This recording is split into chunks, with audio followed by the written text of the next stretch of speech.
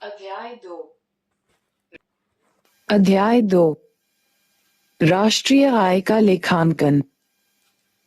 इस अध्याय में हम एक सरल अर्थव्यवस्था की मूल कार्यपद्धति का परिचय प्राप्त करेंगे। इस अध्याय के खंड 2.1 में हमने कुछ प्रारंभिक विचारों का उल्लेख किया है, जिसके साथ हम कार्य करेंगे। अध्याय के खंड 2.2 में हमने वर्तुल पथ पर अर्थव्यवस्था के क्षेत्रकों से गुजरने वाली संपूर्ण अर्थव्यवस्था की समस्त आय का हम कैसे आकलन कर सकते हैं, इसका वर्णन किया है। इसी खंड में राष्ट्रीय आय की गणना की 3 विधियों का भी उल्लेख है, नामतः उत्पाद विधि, व्यय विधि एवं आय विधि। अंतिम खंड 2.3 में राष्ट्रीय आय की विविध उपकोटियों का वर्णन है। इसमें विभिन्न कीमत सूचकांकों जैसे सकल घरेलू उत्पाद अवस्फीतिक, उपभोक्ता कीमत सूचकांक, थोक कीमत सूचकांकों की परिभाषा दी गई है और किसी देश के समस्त कल्याण के सूचक के रूप में उस देश के सकल घरेलू उत्पाद को लेने में जो समस्याएं आती हैं, उन पर चर्चा की गई है। 2.1 समष्टि अर्थशास्त्र की कुछ मूलभूत संकल्पनाएं। आधुनिक अर्थशास्त्र को एक विषय के रूप में स्थापित करने वाले अर्थशास्त्रियों में अग्रणी एडम स्मिथ ने अपनी सबसे महत्वपूर्ण कृति को an inquiry into the nature and causes of the wealth of nations का नाम दिया। किसी राष्ट्र की आर्थिक संपत्ति का सृजन कैसे होता है, देश अमीर अथवा गरीब कैसे बनते हैं, ये अर्थशास्त्र के कुछ केंद्रीय प्रश्न हैं।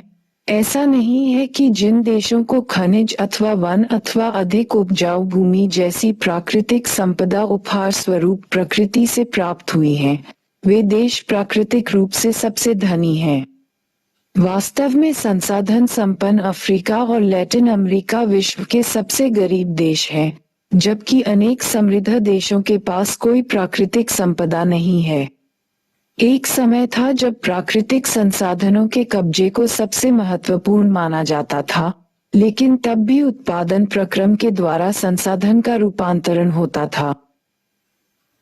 आर्थिक संपत्ति अथवा किसी देश के धनी होने के लिए उसके पास केवल संसाधनों का होना आवश्यक नहीं है। मुख्य बात यह है कि इन संसाधनों का उपयोग कैसे किया जाए जिससे उत्पादन का प्रवाह उत्पन्न हो तथा उस प्रक्रम से कैसे आय और संपत्ति का सृजन किया जाए। आइए अब उत्पादन के इस प्रवाह पर विचार कीजिए। उत्पादन के इस प्रवाह की उत्पत्ति कैसे होती है? उत्पादन के प्रवाह का सृजन करने के लिए लोग अपनी ऊर्जाओं को एक सामाजिक और तकनीकी ढांचे के अंतर्गत प्राकृतिक और मानव निर्मित वातावरण में एक साथ लगाते हैं। हमारी आधुनिक आर्थिक व्यवस्था में उत्पादन के इस प्रवाह की उत्पत्ति लाखों छोटे बड़े उद्यमों के द्वारा वस्तुओं एवं सेवाओं के उत्पादन से होता है। इनमें बड़ी संख्या में लोगों को नियोजित करने वाले बड़े बड़े निगमों से लेकर एकल उद्यमी व्यवसाय शामिल हैं। लेकिन उत्पादन के बाद इन वस्तुओं का क्या होता है? हर वस्तु के उत्पादकों को अपने निर्गत को बेचने की प्रवृत्ति होती है। इसीलिए पिन अथवा बटन जैसे लघुत्तम मदों से लेकर वायुयान, ऑटोमोबाइल, बड़ी मशीनरी अथवा कोई विक्रय योग्य सेवा जैसे डॉक्टर, वकील अथवा वित्तीय सलाहकार की सेवा तक, सभी वस्तुओं तथा सेवाओं का उत्पादन उपभोक्ताओं को बेचने के लिए किया जाता है। उपभोक्ता कोई व्यक्ति हो सकता है अथवा उद्यम, उनके द्वारा क्रय की जाने वाली वस्तु अथवा सेवा अंतिम रूप से अथवा अग्रिम उत्पादन के लिए प्रयुक्त हो सकती है। जब इसका प्रयोग अग्रिम उत्पादन के लिए किया जाता है, तब अक्सर यह विशेष वस्तु अपनी विशेषता खो देती है तथा उत्पादन प्रक्रिया के द्वारा किसी दूसरी वस्तु के रूप में रूपांतरित हो जाती है। कपास उत्पादक किसान धागा तैयार करने वाली मिल को कपास बेचते हैं, जहां कपास से धागे तैयार किए जाते हैं। इन धागों को कपड़ा मिल को विक्रय किया जाता है, जहां उत्पादन प्रक्रम के द्वारा इसका रूपांतरण कपड़े में होता है तथा इस कपड़े को अन्य उत्पादन प्रक्रम के द्वारा पहनने योग्य कपड़े में रूपांतरित किया जाता है। अब ये कपड़ा उपभोक्ताओं को अंतिम उपयोग हेतु विक्रय के लिए तैयार होते हैं। अतः वस्तु की ऐसी मद या प्रकार जिनका अंतिम उपयोग उपभोक्ताओं के द्वारा होता है, अर्थात जिन्हें पुनः उत्पादन प्रक्रम के किसी चरण से गुजरना नहीं पड़ता है अथवा जिनमें पुनः कोई परिवर्तन नहीं होता है, उन्हें अंतिम वस्तु कहते हैं। इसे हम अंतिम वस्तु क्यों कहते हैं? क्योंकि एक बार इनका विक्रय होने के बाद ये सक्रिय आर्थिक प्रवाह से बाहर हो जाता है। अब किसी भी उत्पादक के द्वारा इसमें कोई बदलाव नहीं किया जाएगा। यद्यपि अंतिम क्रेता के द्वारा रूपांतरण किया जा सकता है। वस्तुतः कई अंतिम वस्तुएं ऐसी होती हैं जिनका उपभोग के दौरान रूपांतरण होता है। अतः चाय पत्ती का उपभोग हम उसी रूप में नहीं करते जैसा कि हम खरीदते हैं, बल्कि इसका उपयोग पेय चाय के रूप में होता है जिसका उपभोग किया जाता है। इस तरह हमारे रसोई घर में प्रायः भोजन पकाने के प्रक्रम के माध्यम से कच्चे खाद्य पदार्थ को खाने योग्य बनाया जाता है, किंतु घर में भोजन पकाने का कार्य आर्थिक कार्यकलाप के अंतर्गत नहीं आता है, यद्यपि उत्पाद के रूप में इसमें परिवर्तन होता है। घर में बनाया गया भोजन बाजार में विक्रय हेतु नहीं जाता है, यद्यपि यदि इसी प्रकार के भोजन बनाने या चाय बनाने का काम किसी जलपान गृह में किया जाए, जहाँ की इन पकाए गए पदार्थों का विक्रय उपभोक्ताओं को किया जाता है, तब वही मदें जैसे कि चाय पत्ती अंतिम वस्तु कहलाएंगी तथा आगतों के रूप में गिनी जाएगी, जिससे कि आर्थिक मूल्य वर्धित होता है। अतः कोई वस्तु अपनी प्रकृति के कारण नहीं बल्कि उपयोग की आर्थिक प्रकृति के दृष्टि से अंतिम वस्तु बनती है। अंतिम वस्तुओं को भी दो भागों में बांटा जा सकता है, उपभोग वस्तुएं और पूंजीगत वस्तुएं। आहार और वस्त्र जैसी वस्तुएं तथा मनोरंजन जैसी सेवाओं का उपभोग उसी समय होता है जब अंतिम उपभोक्ताओं के द्वारा उनको क्रय किया जाता है। इन्हें उपभोग वस्तुएं या उपभोक्ता वस्तुएं कहते हैं। इसमें सेवाएं भी सम्मिलित हैं, किंतु सुविधा की दृष्टि से हम उन्हें उपभोक्ता वस्तुएं कहते हैं। इसके बाद कुछ अन्य प्रकार की भी वस्तुएं होती हैं, जो टिकाऊ प्रकृति की होती है और उत्पादन प्रक्रम में उनका प्रयोग होता है। ऐसी वस्तुओं में औजार, उपकरण और मशीन आते हैं।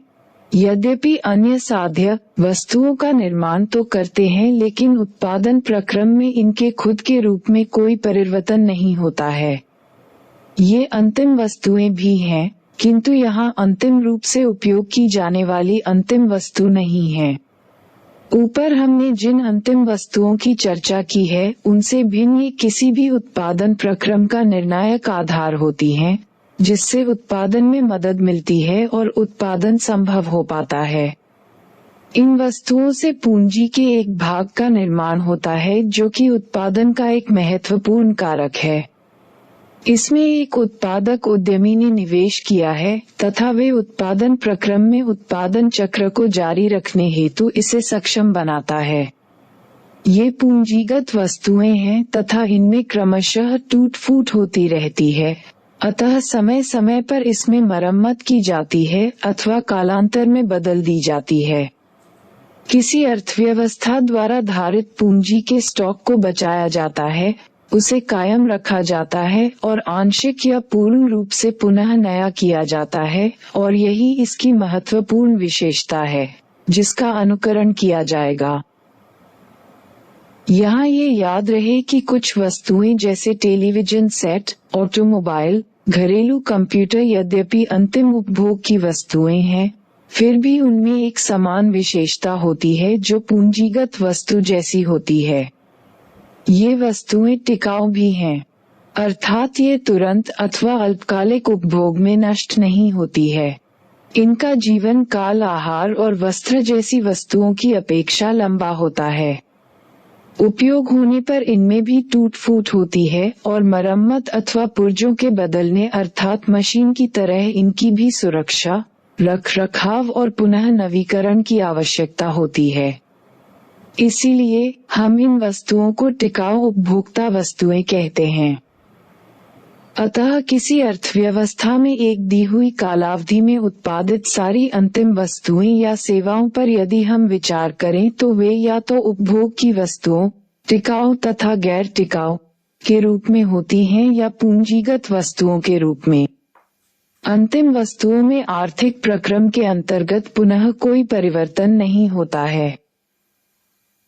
अर्थव्यवस्था में कुल उत्पादन की एक बड़ी मात्रा अंतिम उपभोग के रूप में समाप्त नहीं होती है और ये पूंजीगत वस्तुएं भी नहीं हैं।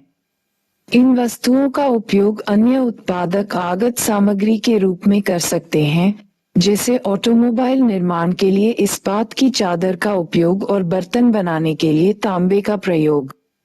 ये मध्यवर्ती वस्तुएं हैं जो प्रायः अन्य वस्तुओं के उत्पादन में कच्चे माल अथवा आगत के रूप में प्रयुक्त होती है। ये अंतिम वस्तुएं नहीं हैं। अब अर्थव्यवस्था में उत्पादन के समान प्रवाह के संदर्भ में विभक्त जानकारी के लिए हमें अर्थव्यवस्था में अंतिम रूप से उत्पादित वस्तुओं के समान स्तर के परिमाणात्मक माप की आवश्यकता होती है।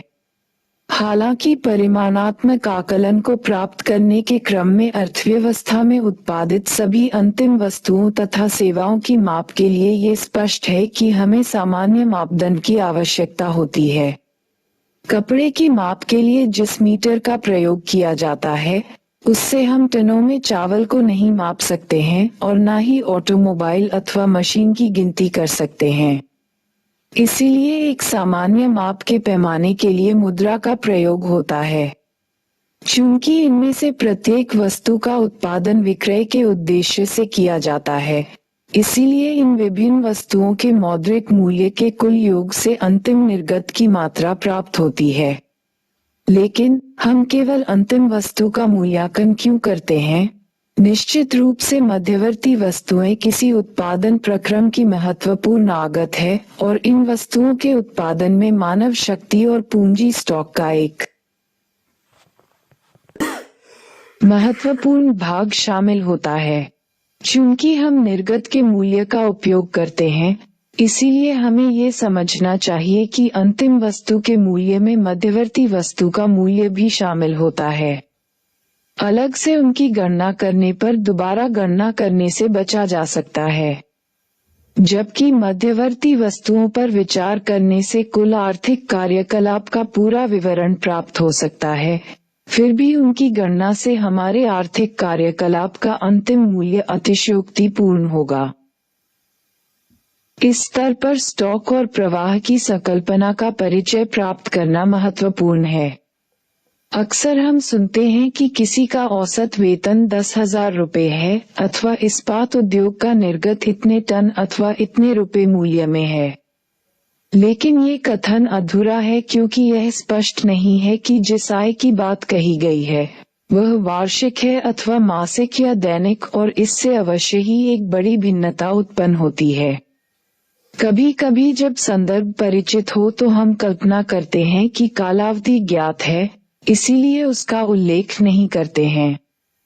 किंतु ऐसे सारे कथनों में अंतर्निहित एक निश्चित समयावधि होती है, अन्यथा ऐसे कथन अर्थहीन हैं। अतः आय अथवा निर्गत अथवा लाभ ऐसी संकल्पना है जिससे तभी अर्थ निकलता है जब अवधि निर्धारित हो। इनको प्रवाह कहते हैं क्योंकि ये एक समयावधि के लिए होते हैं। अतः हमें इनके परिमाणात्मक माप प्राप्त करने के लिए एक समयावधि अंकित करनी पड़ती है। चूंकि किसी अर्थव्यवस्था में अधिकांश लेखांकन कार्य वार्षिक होते हैं, इसीलिए इनमें से अधिकांश को वार्षिक रूप में ही अभिव्यक्त किया जाता है, जैसे वार्षिक लाभ अथवा उत्पादन प्रवाह को एक समयावधि के लिए परिभाषित किया जाता है। इसके विपरीत अंकित समयावधि में एक बार उत्पादित पूंजीगत वस्तुएं अथवा टिकाऊ उपभोक्ता वस्तुओं में ना तो टूट फूट होती है और ना ही उनका उपभोग होता है। वास्तव में पूंजीगत वस्तुएं हमें उत्पादन के विभिन्न चक्रों में सेवाएं प्रदान करती हैं। फैक्ट्री के भवन और मशीन विशिष्ट समयावधि से असंबद्ध होते हैं। अगर किसी नई मशीन को शामिल किया जाता है, तब उसमें सम्मिलन अथवा कमी हो सकती है अथवा मशीन अनुपयोगी होती है तथा उसे बदला नहीं जाता है। इसे स्टॉक कहते हैं। स्टॉक की परिभाषा किसी निश्चित समय पर की जाती है, किंतु हम एक निर्धारित समय अवधि में स्टॉक में परिवर्तन का मूल्यांकन कर सकते हैं, जैसे इस वर्ष कितनी नई मशीनें शामिल की गई। अतः स्टॉक में इस प्रकार के परिवर्तन प्रवाह हैं, जिनका मूल्यांकन एक निर्देशित समय अवधि में किया जा सकता है। कोई खास मशीन अनेक वर्षों तक, यदि टूट फूट न हो, पूंजी स्टॉक का हिस्सा हो सकती है, लेकिन वह मशीन पूंजी स्टॉक में शामिल नई मशीन के प्रवाह का केवल एक वर्ष के लिए हिस्सा हो सकती है। स्टॉक परिवर्ती और प्रवाह परिवर्तों के बीच अंतर को समझने के लिए मान लीजिए कि एक नल से किसी हौज को भरा जा रहा है। नल से प्रति मिनट जितना पानी हौज में भरा जा रहा है वह प्रवाह है, लेकिन जितना पानी टैंक में किसी समय विशेष में उपलब्ध होता है वह स्टॉक संकल्पना है। हम अंतिम निर्गत के माप की चर्चा करते हैं। हमारे अंतिम निर्गत का हिस्सा पूंजीगत वस्तुएं भी होती हैं, जिससे अर्थव्यवस्था के सकल निवेश की रचना होती है। इनमें मशीनें, औजार और उपकरण, भवन, कार्यालय का स्थान, गोदाम या आधारभूत संरचना जैसे सड़क, सेतु, हवाई अड्डा या घाट आदि हो सकते हैं। किंतु एक वर्ष में उत्पादित सारी पूंजीगत वस्तुओं से पूर्व से विद्यमान पूंजी स्टॉक में अतिरिक्त वृद्धि नहीं होती। पूंजीगत वस्तुओं के वर्तमान निर्गत का एक महत्वपूर्ण अंश विद्यमान पूंजीगत वस्तुओं के स्टॉक के अंश के रखरखाव और प्रतिस्थापन में चला जाता है। यही कारण है कि पूर्व से विद्यमान पूंजी स्टॉक में टूट फूट होती है और उसके रखरखाव एवं प्रतिस्थापन की आवश्यकता होती है। इस वर्ष उत्पादित पूंजीगत वस्तुओं का एक हिस्सा विद्यमान पूंजीगत वस्तुओं के प्रतिस्थापन में चला जाता है और इससे पूंजीगत वस्तुओं के पहले से विद्यमान स्टॉक में कोई अभिवृद्धि नहीं होती है और इसके मूल्य को निवल निवेश के माप को प्राप्त करने के लिए सकल निवेश से घटाने की आवश्यकता होती है। पूंजीगत वस्तुओं की नियमित टूट फूट का समायोजन करने के क्रम में सकल निवेश के मूल्य से किए गए लोप को मूल्यह्रास कहते हैं। अतः अर्थव्यवस्था में पूंजीगत वस्तुओं में नए योग का माप निवल निवेश अथवा नई पूंजी रचना के द्वारा होता है, जिसे इस प्रकार अभिव्यक्त किया जाता है। निवल निवेश सकल निवेश मूल्यह्रास। इस संकल्पना की जिसे मूल्यह्रास कहते हैं, इसकी थोड़ी विस्तार में जांच कीजिए। मान लीजिए कोई फर्म नई मशीन में निवेश करती है। यह मशीन अगले 20 वर्षों तक कार्य कर सकती है, जिसके बाद इसकी मरम्मत अथवा इसे बदलने की जरूरत हो सकती है, जिसे हम कल्पना कर सकते हैं कि यदि प्रत्येक वर्ष के उत्पादन प्रक्रम में मशीन का धीरे धीरे घिसावट हो रहा हो, तो मानो प्रत्येक वर्ष इसके वास्तविक मूल्य में 20वें भाग के बराबर मूल्यह्रास होता है। अतः 20 वर्ष के बाद प्रतिस्थापन के लिए थोक निवेश पर विचार करने के बदले हम प्रतिवर्ष वार्षिक मूल्य के ह्रास लागत पर विचार कर सकते हैं। एक सामान्य समझ जिसमें मूल्यह्रास शब्द का प्रयोग तथा उसकी संकल्पना को लिया गया है वह है किसी विशिष्ट पूंजीगत वस्तु का प्रत्याशित जीवन काल।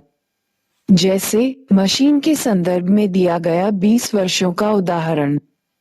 अतः मूल्यह्रास किसी पूंजीगत वस्तु की टूट फूट के लिए वार्षिक भत्ता है। दूसरे शब्दों में यह वस्तु के उपयोग के वर्षों की संख्या से लागत में भाग देने पर प्राप्त होता है। ध्यातव्य है कि मूल्यह्रास एक लेखांकन संकल्पना है। कोई वास्तविक व्यय वास्तव में प्रत्येक वर्ष नहीं होता, किंतु मूल्य का लेखांकन हर वर्ष होता है। किसी अर्थव्यवस्था में हजारों उद्यम हैं जिनके पास उपकरणों के अलग अलग जीवन काल होते हैं। किसी वर्ष विशेष में कुछ उद्यम वास्तव में बड़ी मात्रा में प्रतिस्थापन व्यय करते हैं।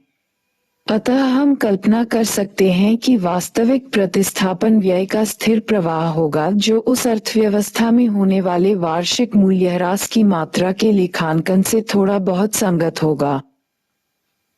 अब यदि हम किसी अर्थव्यवस्था में उत्पादित कुल अंतिम निर्गत पर एक दृष्टि डालें, तो हम देखेंगे कि उपभोक्ता वस्तुओं और सेवाओं और पूंजीगत वस्तुओं के निर्गत होते हैं। उपभोक्ता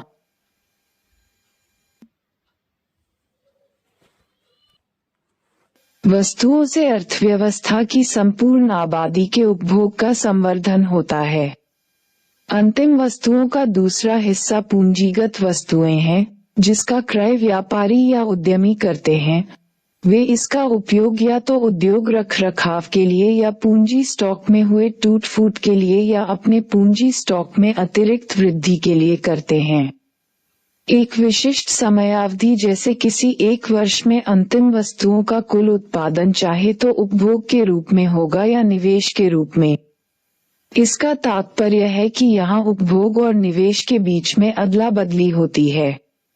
यदि किसी अर्थव्यवस्था में उपभोक्ता वस्तु का उत्पादन अधिक होगा तो पूंजीगत वस्तुओं का कम अथवा इसके विपरीत उत्पादन हो सकता है।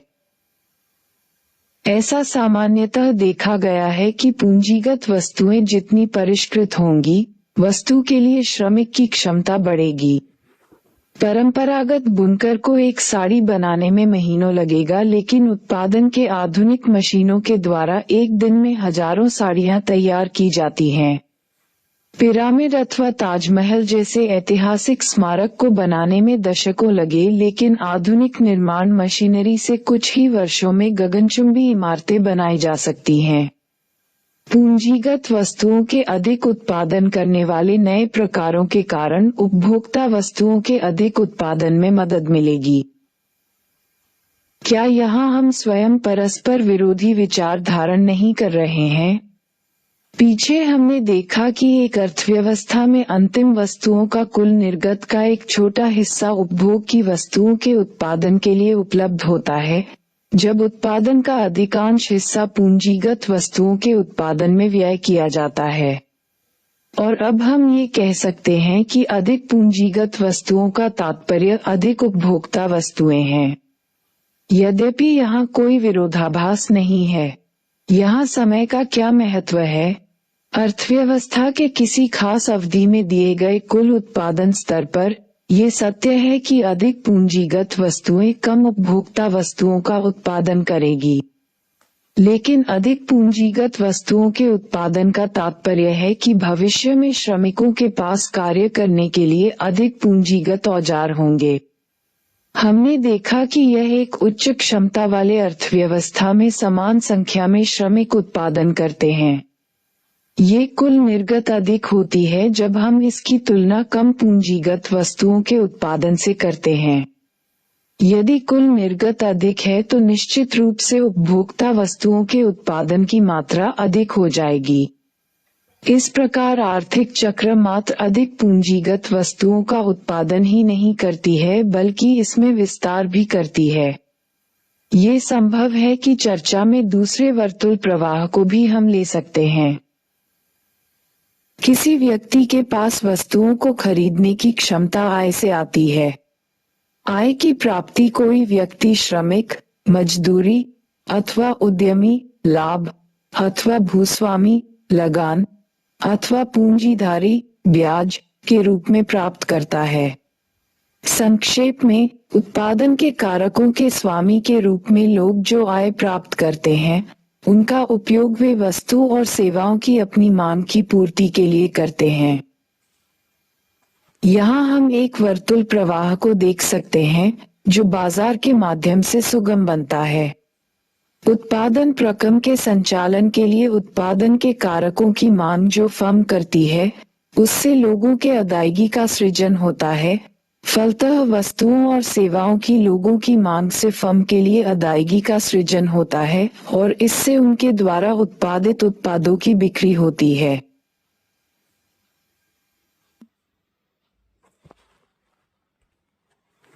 अतः समाज का उपभोग का कार्य और उत्पादन जटिलता पूर्वक एक दूसरे से जुड़े होते हैं और वास्तव में यहाँ एक प्रकार का वर्तुल कार्य उत्पादन होता है।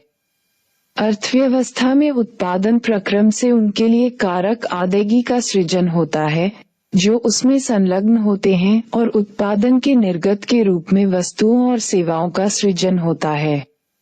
इस प्रकार सृजित आय से अंतिम उपभोग की वस्तुओं को खरीदने की शक्ति की रचना होती है और इस प्रकार व्यवसाय के द्वारा उनकी बिक्री संभव होती है जो उनके उत्पादन का मुख्य उद्देश्य है। उत्पादन प्रक्रम में निर्मित पूंजीगत वस्तुएं भी उत्पादकों को आय, मजदूरी, लाभ इत्यादि का अर्जन करने योग्य बनाती है। पूंजीगत वस्तुओं से किसी अर्थव्यवस्था के पूंजी स्टॉक में या तो योग होता है अथवा स्टॉक कायम रहता है और इससे अन्य वस्तुओं का उत्पादन संभव होता है। 2.2 आय का वर्तुल प्रवाह और राष्ट्रीय आय गणना की विधि। पूर्व खंड में अर्थव्यवस्था के संबंध में जो वर्णन किया गया उससे हम कुल मिलाकर यह जानने एक में सक्षम हो गए हैं कि कोई सरल अर्थव्यवस्था सरकार, बाह्य व्यापार अथवा किसी बचत के बिना किस प्रकार कार्य करती है। फर्म परिवारों को उसके उत्पादक कार्यकलाप जिसका वह निष्पादन करता है के लिए भुगतान करती है। जैसा कि हमने पहले ही उल्लेख किया है कि वस्तुओं और सेवाओं के उत्पादन के दौरान 4 प्रकार के मौलिक योगदान किए जा सकते हैं। क मानवीय श्रम का योगदान जिसका पारिश्रमिक मजदूरी कहलाता है। ख पूंजी का योगदान जिसका पारिश्रमिक ब्याज है। ग उद्यमवृत्ति का योगदान जिसका पारिश्रमिक लाभ है। घ स्थिर प्राकृतिक संसाधनों जिसे भूमि कहा जाता है का योगदान जिनका पारिश्रमिक लगान है। इस सरलीकृत अर्थव्यवस्था में सिर्फ एक तरीका है जिसमें परिवार अपनी आय का निपटान कर सकते हैं। नामत वह अपनी समस्त आय को घरेलू फर्म द्वारा उत्पादित वस्तुओं और सेवाओं पर व्यय कर सकते हैं। उनकी आय के निपटान के अन्य मार्ग बंद रहते हैं। परिवार बचत नहीं करते हैं और वह नहीं सरकार को कोई कर अदा करते हैं क्योंकि यहाँ कोई सरकार नहीं है और न ही वे वस्तुओं का आयात करते हैं क्योंकि इस सरलीकृत अर्थव्यवस्था में कोई बाह्य व्यापार नहीं होता है। दूसरे शब्दों में उत्पादन के कारक अपने पारिश्रमिक का उपयोग उन वस्तुओं और सेवाओं के क्रय पर करता है जो उत्पादन में सहायक होते हैं। अर्थव्यवस्था के परिवारों का समस्त उपभोग फर्मों द्वारा उत्पादित वस्तुओं और सेवाओं पर हुए समस्त व्यय के बराबर होता है। अतः विक्रय संप्राप्ति के रूप में अर्थव्यवस्था की समस्त आय उत्पादकों के पास पुनः वापस आ जाती है। इस व्यवस्था में किसी प्रकार का लीकेज नहीं होता है, अर्थात फर्म द्वारा कारक अदायगी उत्पादन के चारों कारकों द्वारा अर्जित पारिश्रमिक का कुल योग के रूप में वितरित राशियों का कुल योग और उनके द्वारा विक्रय संप्राप्ति के रूप में प्राप्त समस्त उपभोग मूल्य में कोई अंतर नहीं होता है। अगली अवधि में फर्म वस्तुओं और सेवाओं का पुनः उत्पादन करती हैं तथा उत्पादन के कारकों को पारिश्रमिक प्रदान करती हैं। इन पारिश्रमिकों का उपयोग पुनः वस्तुओं और सेवाओं के क्रय के लिए होगा। अतः हम कल्पना कर सकते हैं कि अर्थव्यवस्था की समस्त आय हर वर्ष 2 क्षेत्र को फर्म और परिवार के बीच वर्तुल पथ पर प्रवाहमान रहेगी। इसे निम्नांकित रेखा चित्र 2.1 में प्रदर्शित किया गया है। जब आय को फर्म द्वारा उत्पादित वस्तुओं और सेवाओं पर व्यय किया जाता है तो ये समस्त व्यय के रूप में फर्म को प्राप्त होती है।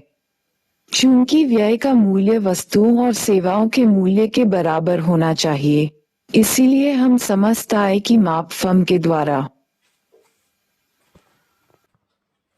उत्पादित वस्तुओं और सेवाओं के समस्त मूल्य की गणना करके करते हैं।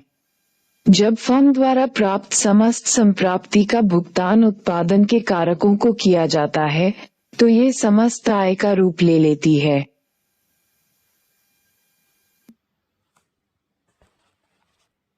रेखाचित्र 2.1 में सबसे ऊपरी तीर जो परिवार को फर्म से जोड़ती है। फर्म द्वारा उत्पादित वस्तुओं और सेवाओं के क्रय पर परिवार के व्यय को प्रदर्शित करता है। दूसरा तीर जो फर्म को परिवार से जोड़ता है, ऊपर के तीर का प्रतिरूप है। ये फर्म से परिवार की तरफ प्रवाहमान वस्तु और सेवाओं को बतलाता है। दूसरे शब्दों में, यह वह प्रवाह है जो कि परिवार व्यय करके फर्मों से प्राप्त करते हैं। संक्षेप में, ऊपर के दो तीर वस्तुओं और सेवाओं के बाजार को प्रदर्शित करते हैं। ऊपर का तीर वस्तुओं और सेवाओं की अदायगी के प्रवाह को, नीचे का तीर वस्तुओं और सेवाओं के प्रवाह को प्रदर्शित करता है। इसी प्रकार रेखाचित्र के निचले भाग के दो तीर उत्पादन बाजार के कारकों को प्रदर्शित करता है। सबसे नीचे का तीर जो परिवार को फर्म से जोड़ता है, परिवार द्वारा फर्म को प्रदान की गई सेवा को संकेतित करता है। इन सेवाओं का उपयोग करके फर्म निर्गत का निर्माण करती हैं। इसके ऊपर का तीर जो फर्म को परिवार से जोड़ता है, फर्म द्वारा परिवार को उनकी सेवा के लिए किए गए भुगतान को प्रदर्शित करता है। चूंकि वस्तुओं और सेवाओं के समस्त मूल्य को प्रदर्शित करते हुए मुद्रा का एक ही परिमाण वर्तुल पथ पर गमन करता है।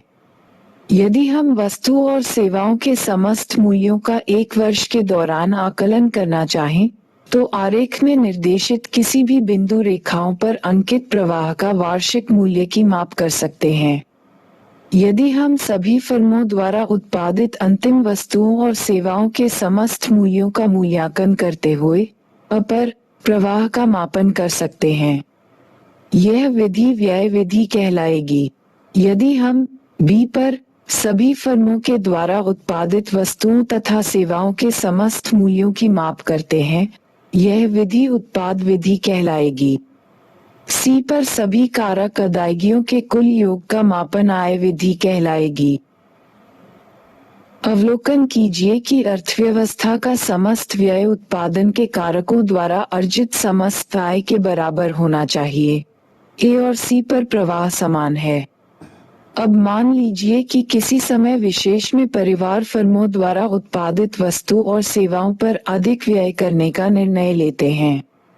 कुछ देर के लिए हम इस प्रश्न को छोड़ दें कि अतिरिक्त व्यय के लिए उनके पास मुद्रा कहां से आएगी, क्योंकि वे पहले ही अपनी पूरी आय व्यय कर चुके हैं। वे अतिरिक्त व्यय को करने के लिए उधार ले सकते हैं। अब यदि वह वस्तुओं और सेवाओं पर अधिक व्यय करते हैं, तो फर्म इस अतिरिक्त मांग की पूर्ति के लिए अधिक उत्पादन करेगी। चूंकि वे अधिक उत्पादन करेगी, इसीलिए फर्मों को उत्पादन के कारकों को अतिरिक्त पारिश्रमिक देना चाहिए। फर्म कैसे मुद्रा की अतिरिक्त राशि अदा करेगी? अतिरिक्त कारक अदायगी उत्पादित अतिरिक्त वस्तु और सेवाओं के मूल्य के बराबर होना चाहिए। इस प्रकार परिवार को अचानक अतिरिक्त आय प्राप्त होगी, जिससे उसे अपनी प्रारंभिक अतिरिक्त व्यय की भरपाई करने में मदद मिलेगी। दूसरे शब्दों में, परिवार प्रारंभिक रूप में अतिरिक्त व्यय करने का निर्णय ले सकते हैं और अंत में उनकी आय उतनी ही बढ़ेगी जितना कि उसे अतिरिक्त व्यय के लिए आवश्यकता होगी। इससे पृथक कोई अर्थव्यवस्था आय के वर्तमान स्तर से अधिक व्यय करने का निर्णय ले सकती है, लेकिन ऐसा करने से उसकी आय अंततोगत्वा व्यय के उच्च स्तर के साथ अनुकूल रूप से बढ़ेगी। प्रथम दृष्टया ये थोड़ा विरोधाभासी लग सकता है, लेकिन आय चूंकि वर्तुल पथ पर गमन करती हैं, इसीलिए ये बताना कठिन नहीं है कि एक बिंदु पर प्रवाह में वृद्धि से सभी स्तरों पर प्रवाह में वृद्धि होगी। यह एकल आर्थिक एजेंट, एक परिवार का कार्य समस्त अर्थव्यवस्था के कार्य से कैसे भिन्न है, इसका एक और दृष्टांत है। पूर्व में परिवार की व्यक्तिगत आय से व्यय बाधित होता है। ये कभी नहीं हो सकता कि एक श्रमिक अधिक व्यय करने का निर्णय ले और उससे उसकी आय में समतुल्य वृद्धि हो। हम चौथे अध्याय में इसे अधिक विस्तार से पढ़ेंगे कि उच्च समस्त व्यय से समस्त आय में परिवर्तन कैसे होता है।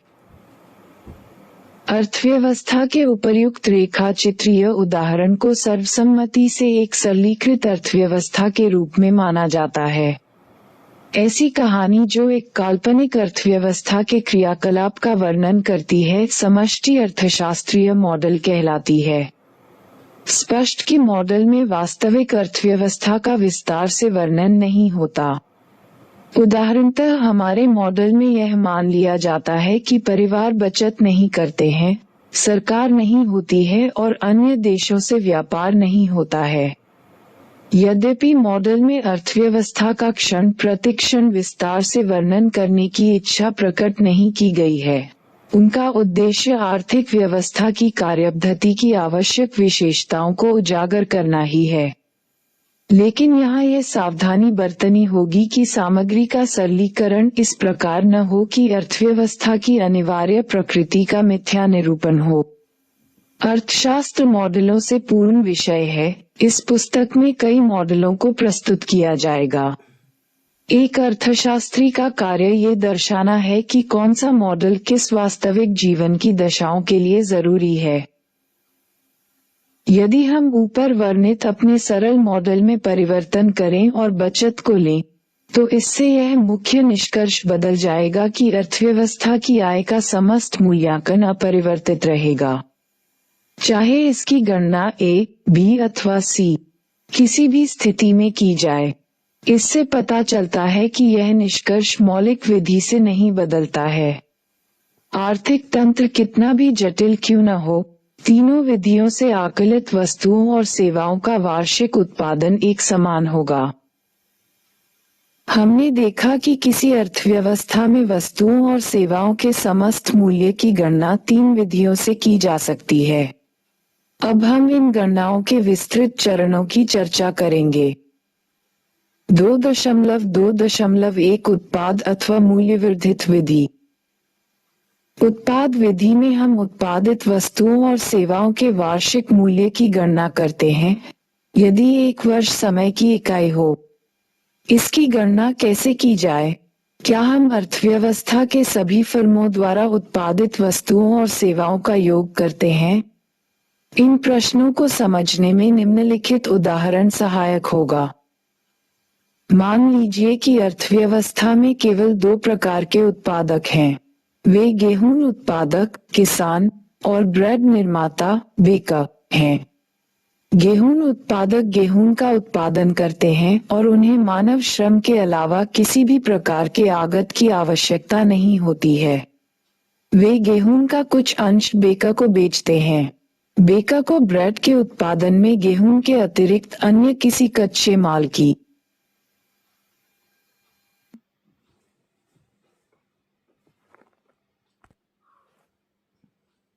आवश्यकता नहीं होती है। मान लीजिए कि 1 वर्ष में किसान द्वारा उत्पादित गेहूं का मूल्य 100 रु शून्य है। इनमें से वे 50 रु शून्य मूल्य का गेहूं बेकर को बेचते हैं। बेकर गेहूं की इस मात्रा का उपयोग करके 1 वर्ष के दौरान 200 रु शून्य मूल्य का ब्रेड बनाता है। अर्थव्यवस्था में कुल उत्पादन का मूल्य कितना है? यदि हम क्षेत्रकों के उत्पादन के मूल्यों का योग सरल तरीके से निकालें तो हम 200 रु शून्य बेकरों के उत्पादन का मूल्य और 100 रु शून्य किसानों के उत्पादन का मूल्य को जोड़ देंगे। परिणाम 300 रु शून्य आएगा। थोड़ा चिंतन करने पर हम पाएंगे कि समस्त उत्पादन का मूल्य 300 रु शून्य नहीं है। किसान 100 रु शून्य मूल्य का गेहूं उपजाता है, जिसके लिए उसे किसी भी प्रकार के आगत की आवश्यकता नहीं होती है। अतः किसान 100 रु शून्य मूल्य के उपज में पूर्ण योगदान का अधिकारी है। लेकिन ये बात बेकर के संबंध में सत्य नहीं है। बेकरों को अपने ब्रेड का उत्पादन करने के लिए 50 रु शून्य का गेहूं खरीदना पड़ता है। वे 200 रु शून्य मूल्य के ब्रेड का जो उत्पादन उसमें करते हैं, उनका पूर्णतया योगदान नहीं है। बेकरों के निवल योगदान की गणना के लिए हमें गेहूं का मूल्य घटाना होगा, जो कि वे किसान से क्रय करते हैं। यदि हम ऐसा नहीं करेंगे तो दोहरी गणना की त्रुटि होगी, क्योंकि गेहूं के 50 रु शून्य मूल्य की गणना 2 बार हो जाएगी। पहली बार तो ये किसानों द्वारा उत्पादित निर्गत का हिस्सा है और दूसरी बार बेकरों के द्वारा उत्पादित ब्रेड में गेहूं के आरोपित मूल्य के रूप में इसकी गणना होगी। अतः बेकरों का निवल योगदान 200,50,150 रु है। अतः इस सरल अर्थव्यवस्था में वस्तुओं का समस्त उत्पादन 100 रु, किसानों का निवल योगदान जोड़ 150 रु, बेकरों का निवल योगदान 250 रु है। फर्म के निवल योगदान को जिस शब्द से सूचित किया जाता है उसे मूल्यवर्धित कहते हैं। हमने देखा कि कोई फर्म दूसरे फर्म से जो कच्चा माल खरीदती है उसको उत्पादन प्रक्रम में पूर्ण रूप से उपयोग कर लिया जाता है और इसे मध्यवर्ती वस्तुएं कहते हैं। अतः किसी फर्म का मूल्यवर्धित फर्म के उत्पादन का मूल्य फर्म द्वारा प्रयुक्त मध्यवर्ती वस्तुओं का मूल्य है।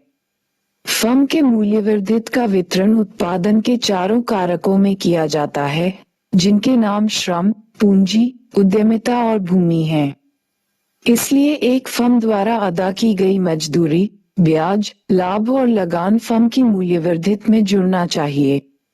मूल्यवर्धित एक प्रवाह परिवर्त है। उपर्युक्त उदाहरण को तालिका 2.1 के रूप में दर्शाया जा सकता है। यहाँ सभी परिवर्ती को मुद्रा के रूप में अभिव्यक्त किया गया है।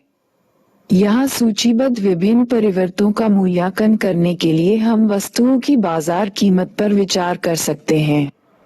उदाहरण में हम उत्पादन श्रृंखला में और अधिक कारकों को समाविष्ट कर सकते हैं और इसे अधिक यथार्थवादी बना सकते हैं। उदाहरण के तौर पर किसान गेहूं के उत्पादन के लिए उर्वरक अथवा कीटनाशकों का प्रयोग कर सकते हैं। इन आगतों का मूल्य गेहूं के निर्गत के मूल्य से घटाना होगा अथवा बेकर अपना ब्रेड जलपानगृह को बेच सकते हैं, जिसके मूल्यवर्धित की गणना मध्यवर्ती वस्तुओं के मूल्य को घटाकर ब्रेड के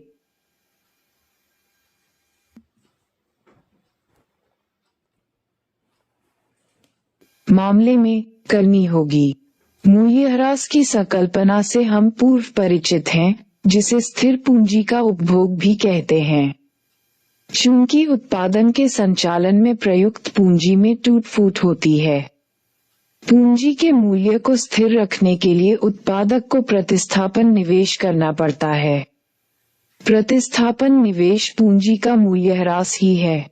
यदि हम मूल्यवर्धित में मूल्यह्रास को शामिल करें तो हमें मूल्यवर्धित का जो मूल्य प्राप्त होगा उसे हम सकल मूल्यवर्धित कहते हैं। यदि सकल मूल्यवर्धित से मूल्यह्रास को घटाया जाए तो निवल मूल्यवर्धित प्राप्त होता है। सकल मूल्यवर्धित के विपरीत निवल मूल्यवर्धित में पूंजी की टूट फूट शामिल नहीं है। उदाहरण के लिए कोई फर्म प्रतिवर्ष 100 रु मूल्य का उत्पादन करती है।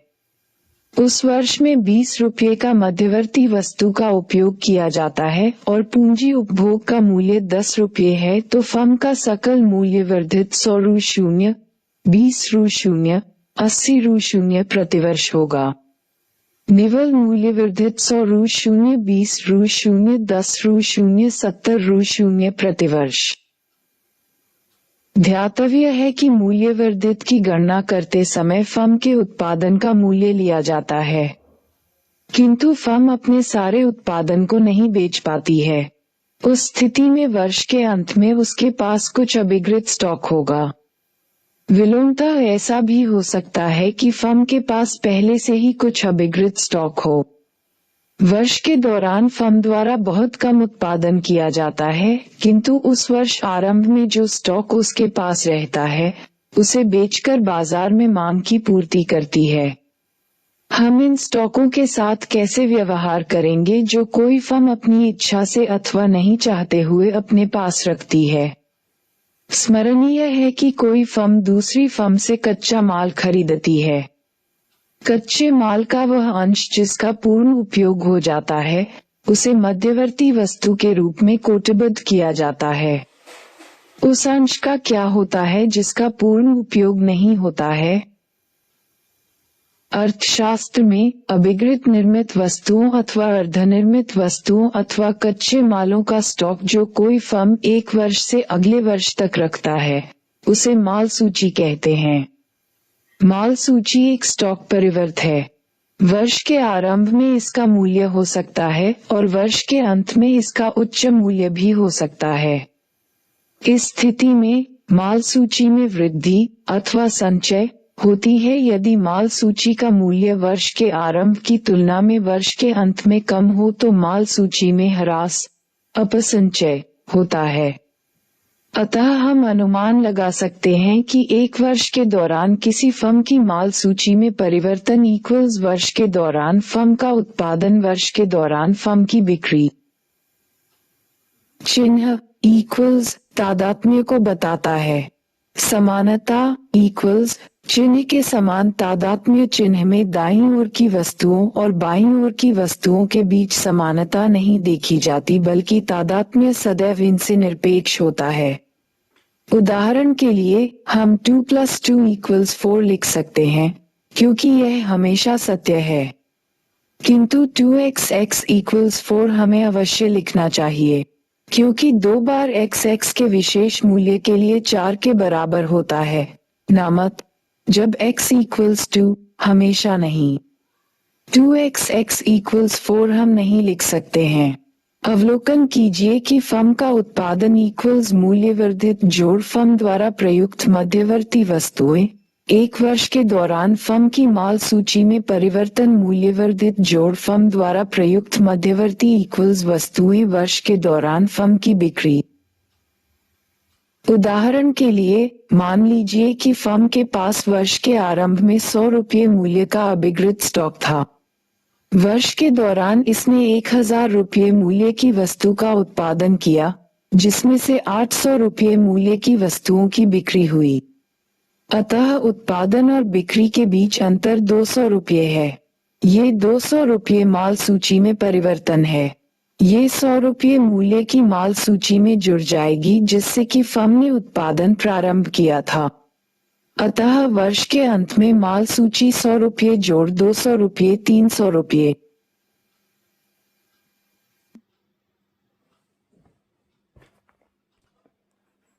है। याद रखें कि माल सूची में परिवर्तन एक समयावधि के बाद ही होता है, इसीलिए इसे प्रवाह परिवर्त कहते हैं।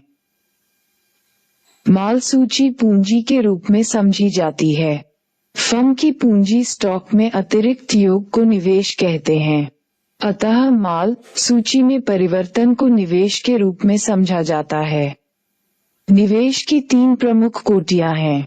प्रथम, एक फर्म के एक वर्ष में माल सूची के मूल्य में वृद्धि है, जिसे कि फर्म का निवेश व्यय कहा जाता है।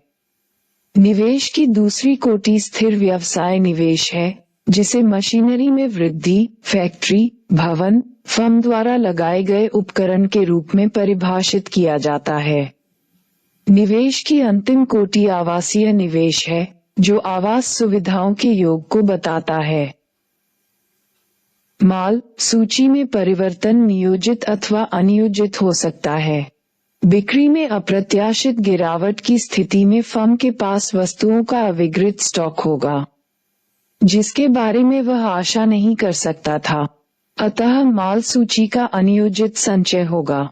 इसके विपरीत जहां बिक्री में अप्रत्याशित वृद्धि होगी, वहां माल सूची में अनियोजित अपसंचय होगा। इसका उल्लेख निम्नलिखित उदाहरण की सहायता से किया जा सकता है। मान लीजिए कोई फर्म कमीज बनाती है। उसके पास वर्ष के आरंभ में 100 कमीज की माल सूची है। अगले वर्ष वह 1000 कमीज बेचने की आशा करती है। अतः वह 1000 कमीज का उत्पादन करती है और वर्ष के अंत में 100 कमीज की माल सूची रखना चाहती है। किंतु वर्ष के दौरान अप्रत्याशित रूप से कमीज की बिक्री कम होती है। फर्म केवल 600 कमीज ही बेच पाती है। इसका अर्थ है कि 400 कमीज अभिगृहित रह जाती हैं। वर्ष के अंत में फर्म के पास 400 + 100 = 500 कमीजें हैं। माल सूची में 400 की अप्रत्याशित वृद्धि अनियोजित माल सूची संचय का उदाहरण है। इसके विपरीत यदि बिक्री 1000 से अधिक होती तो वह भी माल सूची में अनियोजित अपसंचय होता। उदाहरणार्थ, यदि बिक्री 1050 होती तो न केवल 1000 कमीजों के उत्पादन की बिक्री होती, बल्कि फर्म को माल सूची से भी 50 कमीज की बिक्री करना पड़ती। माल सूची में ये 50 की अप्रत्याशित कटौती माल सूची में अप्रत्याशित अपसंचय का उदाहरण है। माल सूची में नियोजित संचय अथवा अपसंचय के उदाहरण क्या हो सकते हैं? मान लीजिए कि किसी वर्ष के दौरान फर्म माल सूची में 100 कमीज से 200 कमीज की वृद्धि करना चाहती है। वर्ष के दौरान 1000 कमीज की आशा करते हुए पहले की तरह फर्म 1000 + 100 = 1100 कमीजों का उत्पादन करती है। यदि बिक्री वास्तव में 1000 कमीज है, तो फर्म की माल सूची में सचमुच वृद्धि होती है। माल सूची का नया स्टॉक 200 कमीज है जो वास्तव में फर्म के द्वारा नियोजित थी। यह वृद्धि माल सूची में नियोजित संचय का उदाहरण है। इसके विपरीत यदि फर्म माल सूची में 100 से 25 की कटौती करना चाहती है, तो वह 100,075,925 कमीज का उत्पादन करती है। क्योंकि 100 कमीज को माल सूची में से 75 ताकि वर्ष के अंत में माल सूची 10,075 कमीज हो, जो कि फर्म की इच्छा है, बेचने की योजना बनाती है। यदि फर्म द्वारा प्रत्याशित बिक्री वास्तव में 1000 होगी, तो फर्म की योजना के अनुसार माल सूची में 25 कमीज की कटौती होगी। माल सूची में अनियोजित और नियोजित परिवर्तन के बीच भेद के संबंध के बारे में हम आगे चर्चा करेंगे। माल सूची में परिवर्तन के प्रति ध्यान आकृष्ट करने के लिए हम इसे इस प्रकार लिख सकते हैं। फर्म का सकल मूल्य वर्धित गुआ इक्वल्स फर्म के द्वारा उत्पादित निर्गत का सकल मूल्य। फर्म द्वारा प्रयुक्त मध्यवर्ती वस्तुओं का मूल्य Z। 2.1 गुआ इक्वल्स फर्म की बिक्री का मूल्य V जोड़ माल सूची में परिवर्तन का मूल्य A फर्म द्वारा प्रयुक्त मध्यवर्ती वस्तुओं का मूल्य Z। समीकरण 2.1 की व्युत्पत्ति के लिए वर्ष में फर्म की माल सूची में परिवर्तन इक्वल्स वर्ष के दौरान फर्म का उत्पादन वर्ष के दौरान फर्म की बिक्री।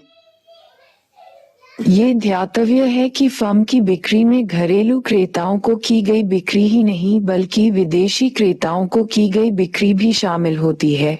बाद वाले को निर्यात कहते हैं। ये भी उल्लेखनीय कि ऊपर वर्णित सारे परिवर्त प्रवाह परिवर्त हैं। साधारणतः इनका मापन वार्षिक आधार पर होता है, अतः ये प्रति वर्ष प्रवाह के मूल्य का मापन करते हैं। फर्म का निवल मूल्य वर्धित इक्वल्स गुआ फर्म का मूल्य ह्रास D। यदि हम एक वर्ष में अर्थव्यवस्था की सभी फर्मों के सकल मूल्य वर्धित का योग निकालें, तो हमें वर्ष में अर्थव्यवस्था में उत्पादित वस्तुओं और सेवाओं के समस्त परिमाण का मूल्य प्राप्त होगा, जैसे पहले हमने गेहूं ब्रेड वाले उदाहरण से किया है। इस प्रकार का आकलन सकल घरेलू उत्पाद GDP कहलाता है। अतः GDP इक्वल्स अर्थव्यवस्था के सभी फर्मों के सकल मूल्य वर्धित कुल योग।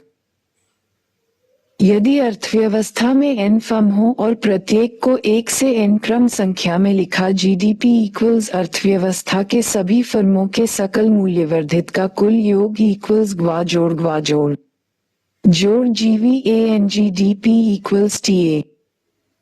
अतः 2.2 L प्रतीक एक संकेतन है जिसका प्रयोग संकलन 3 विद्यार्थी हैं जिनका जेब खर्च क्रमशः 200, 250 तथा 350 रुपये हैं।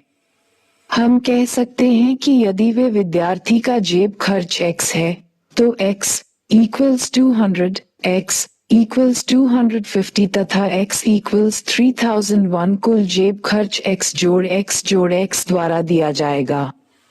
कुल योग का संकेतन इसे संक्षिप्त रूप में लिखने के लिए उपयोगी है। x जोड़ x को लिखा जा सकता है ली इक्वल्स 1x, जिसका अर्थ है कि 3 व्यक्तियों के लिए x के 1 से 3 तक 3 मान हैं, तथा हम 1 से 3 तक व्यक्तियों के लिए x के मानों के योग का उल्लेख कर रहे हैं। ऊपर दिया गया ये संकेतन समष्टि अर्थशास्त्र में विशेष रूप से उपयोगी है क्योंकि यहाँ हमारा व्यवहार समग्रों के साथ है। उदाहरण के लिए मान लीजिए कि अर्थव्यवस्था में 1000 उपभोक्ता हैं, जिनका उपयोग C2 कानो है। यदि हमें इस अर्थव्यवस्था के लिए कुल उपयोग का अभिकलन करना हो, तो हमें इन सभी मानों को जोड़ना पड़ेगा, जिसका अर्थ है कि इस अर्थव्यवस्था के लिए समग्र उपयोग C इक्वल्स C जोड़ C जोड़ C 1000 द्वारा दिया जाएगा।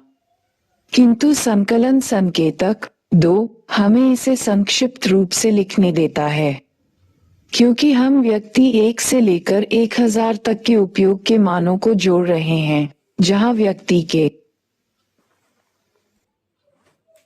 द्वारा किए गए उपयोग का मान C है, समग्र C इक्वल्स LC उपयोग होगा। सामान्य रूप से यदि I इक्वल्स 1 हम व्यक्ति 1 से n तक के लिए चर x की मात्राओं का योग कर रहे हैं, तो इसे x द्वारा दिया जाएगा। 2.2.2 व्यय विधि सकल घरेलू उत्पाद की गणना की एक वैकल्पिक विधि उत्पाद के मांग पक्ष को दृष्टि में रखकर करती है। इस विधि को व्यय विधि कहते हैं। उपर्युक्त किसान बेका वाले उदाहरण में जिसकी चर्चा हम पहले कर चुके हैं, अर्थव्यवस्था में व्यय विधि से निर्गत के समस्त मूल्य की गणना निम्नलिखित विधि से होगी। इस विधि में प्रत्येक फर्म द्वारा प्राप्त अंतिम व्ययों का योग प्राप्त करते हैं। अंतिम व्यय का वह अंश है जिसे मध्यवर्ती उद्देश्यों से ग्रहण नहीं किया जाता है। बेका किसान से 50 रु शून्य मूल्य का गेहूं खरीदता है। यहाँ मध्यवर्ती वस्तु है, अतः यह अंतिम व्यय की श्रेणी में नहीं आता है। इस प्रकार अर्थव्यवस्था के निर्गत का समस्त मूल्य 200 रु शून्य बेका द्वारा प्राप्त अंतिम व्यय जोड़ 50 रु शून्य किसान द्वारा प्राप्त अंतिम व्यय इक्वल्स 250 रु शून्य प्रतिवर्ष। फर्म निम्नलिखित खातों में अंतिम व्यय प्राप्त कर सकती है। आय, फर्म द्वारा उत्पादित वस्तुओं और सेवाओं पर अंतिम उपभोग व्यय, इसे हम C से सूचित करते हैं। ध्यातव्य है कि प्रायः परिवार ही उपभोग पर व्यय करते हैं। इसका अपवाद भी हो सकता है, जैसे फर्म अपने अतिथियों अथवा कर्मचारियों को खिलाने के लिए उपभोग्य पदार्थों का क्रय करती है। फर्म द्वारा उत्पादित पूंजीगत वस्तुओं पर दूसरे फर्मों द्वारा उपगत अंतिम निवेश व्यय एक हैं। अवलोकन कीजिए कि मध्यवर्ती वस्तुएं, जो सकल घरेलू उत्पाद की गणना में शामिल नहीं है, पर व्यय के विपरीत निवेश व्यय को सम्मिलित किया जाता है। इसका कारण ये है कि निवेश वस्तुएं फर्म के पास होती है, जबकि उत्पादन प्रक्रम मध्यवर्ती वस्तुओं का उपभोग होता है। वह व्यय जो सरकार फर्म के द्वारा उत्पादित अंतिम वस्तुओं और सेवाओं पर करती है। हम इसे G द्वारा व्यक्त करते हैं। हम ये दर्शा सकते हैं कि सरकार द्वारा उपगत अंतिम व्यय में उपभोग और निवेश व्यय दोनों शामिल है।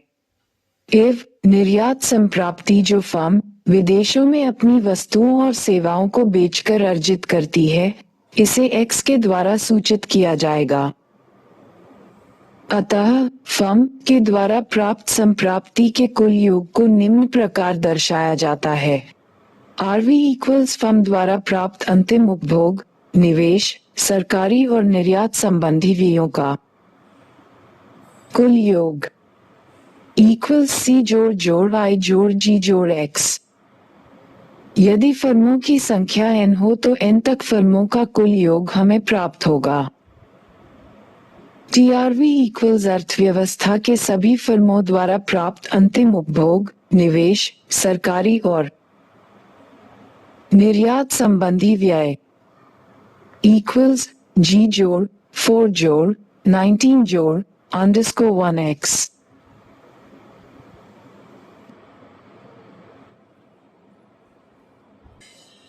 संपूर्ण अर्थव्यवस्था का समस्त अंतिम उपभोग व्यय को सी मान लीजिए। ध्यान दीजिए कि सी का एक अंश उपभोग वस्तुओं के आयात पर व्यय किया जाता है। मान लीजिए कि उपभोग वस्तुओं के आयात पर व्यय को सी द्वारा सूचित किया जाता है। अतः सी कैम से घरेलू फर्मों के ऊपर समस्त अंतिम उपभोग व्यय सूचित होता है। इसी प्रकार आई से घरेलू फर्मों के ऊपर समस्त अंतिम निवेश व्यय सूचित होता है, जहां आई अर्थव्यवस्था का समस्त अंतिम निवेश व्यय है और इससे आई विदेशी निवेश वस्तुओं पर व्यय किया जाता है। इसी प्रकार जीजीएम समस्त अंतिम सरकारी व्यय का अंश है, जिसका व्यय घरेलू फर्मों पर होता है, जहां जी अर्थव्यवस्था में सरकार का समस्त व्यय है और जीएमजी का वह अंश है जिसका व्यय आयात पर होता है। अतः सी इक्वल्स अर्थव्यवस्था में सभी फर्मों द्वारा प्राप्त अंतिम उपभोग व्यय का कुल योग इक्वल्स CCMI। 11 अर्थव्यवस्था में सभी फर्मों द्वारा अंतिम निवेश व्यय का कुल योग इक्वल्स INLG इक्वल्स अर्थव्यवस्था में सभी फर्मों के द्वारा प्राप्त अंतिम सरकारी व्यय का कुल योग इक्वल्स GGMI। समीकरण 23 में इन्हें प्रतिस्थापित करने पर हमें प्राप्त होगा इक्वल्स एक RV इक्वल्स CCM जोड़ 2 जोड़ GGM जोड़ X इक्वल्स C जोड़ I जोड़ G जोड़ JX CM जोड़ IM जोड़ GM इक्वल्स C जोड़ I जोड़ G जोड़ XM। यहाँ अंडरस्कोर X इक्वल्स एक X अर्थव्यवस्था के निर्यात पर विदेशियों द्वारा किए गए समस्त व्यय को सूचित करता है। M इक्वल्स C जोड़ I जोड़ G अर्थव्यवस्था के द्वारा उपगत समस्त आयात व्यय है। हम जानते हैं कि GDP इक्वल्स अर्थव्यवस्था में सभी फर्मों द्वारा प्राप्त अंतिम व्यय का कुल योग। दूसरे शब्दों में GDP equals 2 RV equals C जोड़ I जोड़ G जोड़ XMN। 2.4 व्यय विधि के अनुसार समीकरण 2.4 सकल घरेलू उत्पाद को व्यक्त करता है। यहाँ यह ध्यान देने योग्य है कि दानी और दिए गए 5 चरों में से निवेश व्यय I सबसे अधिक परिवर्तनशील है। 2.3 आय विधि। आरंभ में जैसा कि हमने उल्लेख किया है कि अर्थव्यवस्था में अंतिम व्यय का योग उत्पादन के सभी कारकों की सम्मिलित आय अंतिम वस्तु पर किया गया व्यय है, इसमें मध्यवर्ती वस्तु पर किया गया व्यय सम्मिलित नहीं है, के बराबर होता है।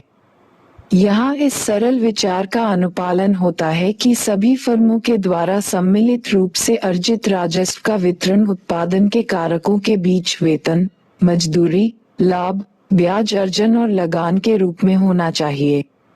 मान लीजिए कि अर्थव्यवस्था में परिवारों की संख्या M है।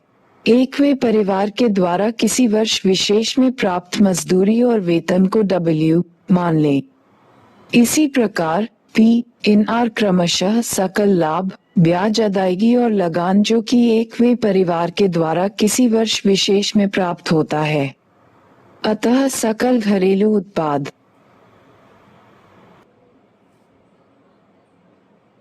साधन लागत, आधारित कीमतें तथा बाजार कीमतें। भारत में राष्ट्रीय आय का सर्वाधिक महत्वपूर्ण मापक साधन लागत पर GDP रहा है। भारत सरकार का केंद्रीय सांख्यिकी कार्यालय CSO साधन लागत पर GDP तथा बाजार कीमत पर GDP का आकलन करता रहा है।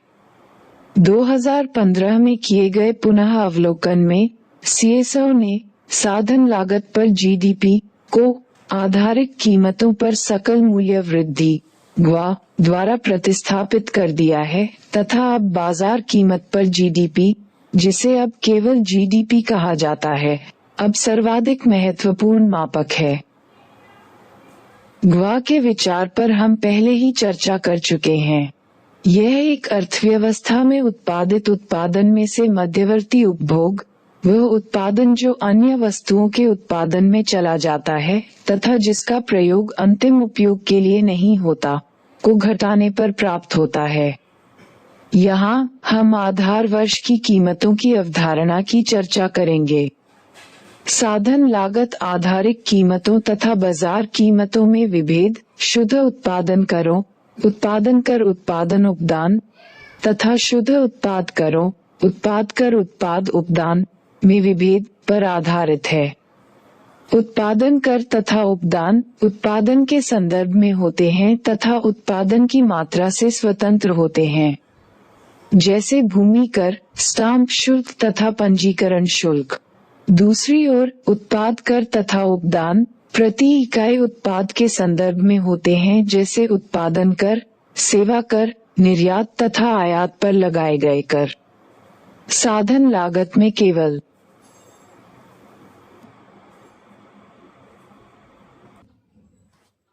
उत्पादन के साधनों को किया गया भुगतान शामिल होता है तथा इसमें कोई कर शामिल नहीं होता। बाजार कीमतों पर जीडीपी के आकलन के लिए हमें साधन लागत में करों को जोड़ना तथा उपदान को घटाना पड़ता है। आधारिक कीमतें यहीं कहीं बीच में हैं। इनमें उत्पादन करों को उत्पादन उपदान घटाकर शामिल किया जाता है, किंतु उत्पाद करों उत्पाद उपदान घटाकर को नहीं। अतः बाजार कीमतें प्राप्त करने के लिए हमें आधारिक कीमतों में उत्पाद करों उत्पाद उपदान घटाकर को जोड़ना पड़ता है। जैसे कि ऊपर कहा गया है, अब सीएसओ आधारिक कीमतों पर ग्वा का निर्मोचन करता है। इस प्रकार इसमें शुद्ध उत्पादन कर शामिल होते हैं, किंतु शुद्ध उत्पाद कर नहीं। बाजार कीमतों पर जीडीपी पर पहुंचने के लिए हमें आधारिक कीमतों पर ग्वा में शुद्ध उत्पाद कर जोड़ने पड़ते हैं। इस प्रकार साधन लागत पर ग्वा इक्वल्स आधारिक कीमतों पर ग्वा जोड़ शुद्ध उत्पादन कर आधारिक कीमतों पर ग्वा इक्वल्स बाजार कीमतों पर ग्वा जोड़ शुद्ध उत्पाद कर इस अध्याय के अंत में दी गई सारणी 2.2 बाजार कीमतों पर तथा आधारित कीमतों पर प्रस्तुत करती है, जबकि सारणी 2.3 कुल व्यय के दृष्टिकोण से जीडीपी के संघटक प्रस्तुत करती। 2.3 कुछ समष्टि अर्थशास्त्रीय तादात्म्य। सकल घरेलू उत्पाद में किसी घरेलू अर्थव्यवस्था के अंतर्गत एक वर्ष के दौरान अंतिम वस्तुओं और सेवाओं के समस्त उत्पादन की माप की जाती है, किंतु इसका संपूर्ण उत्पादन देश की जनता को प्राप्त नहीं हो सकता है। उदाहरण के लिए भारत के नागरिक सऊदी अरब में मजदूरी अर्जित करते हैं, जो सऊदी अरब के सकल घरेलू उत्पाद में शामिल होगा। विधिक रूप से वह एक भारतीय है। भारतीयों के द्वारा अर्जित आय अथवा भारतीय के स्वामित्व के उत्पादन के कारकों के अर्जित आय की माप करने की क्या कोई विधि है? जब हम ऐसा करते हैं तो समता बनाए रखने के लिए हमें विदेशियों द्वारा अर्जित आय, जो हमारी घरेलू अर्थव्यवस्था के अंतर्गत कार्यरत है, अथवा विदेशियों के स्वामित्व वाले उत्पादन के कारकों को की गई अदायगी को अवश्य घटा देना चाहिए। उदाहरणार्थ, कोरियाई स्वामित्व की हुंडई कार फैक्ट्री के द्वारा अर्जित लाभ को भारत के सकल घरेलू उत्पाद से घटाना होगा। समष्टि अर्थशास्त्रीय परिवर्तन में इस प्रकार के जोड़ और घटाव को सकल राष्ट्रीय उत्पाद के रूप में जाना जाता है। अतः इसकी परिभाषा निम्नलिखित रूप में की जाती है। विदेशी सकल राष्ट्रीय उत्पाद इक्वल सकल घरेलू उत्पाद जोड़ शेष विश्व में नियुक्त उत्पादन के घरेलू कारकों द्वारा अर्जित कारक आय घरेलू अर्थव्यवस्था में नियोजित शेष विश्व के उत्पादन के कारकों द्वारा अर्जित कारक आय।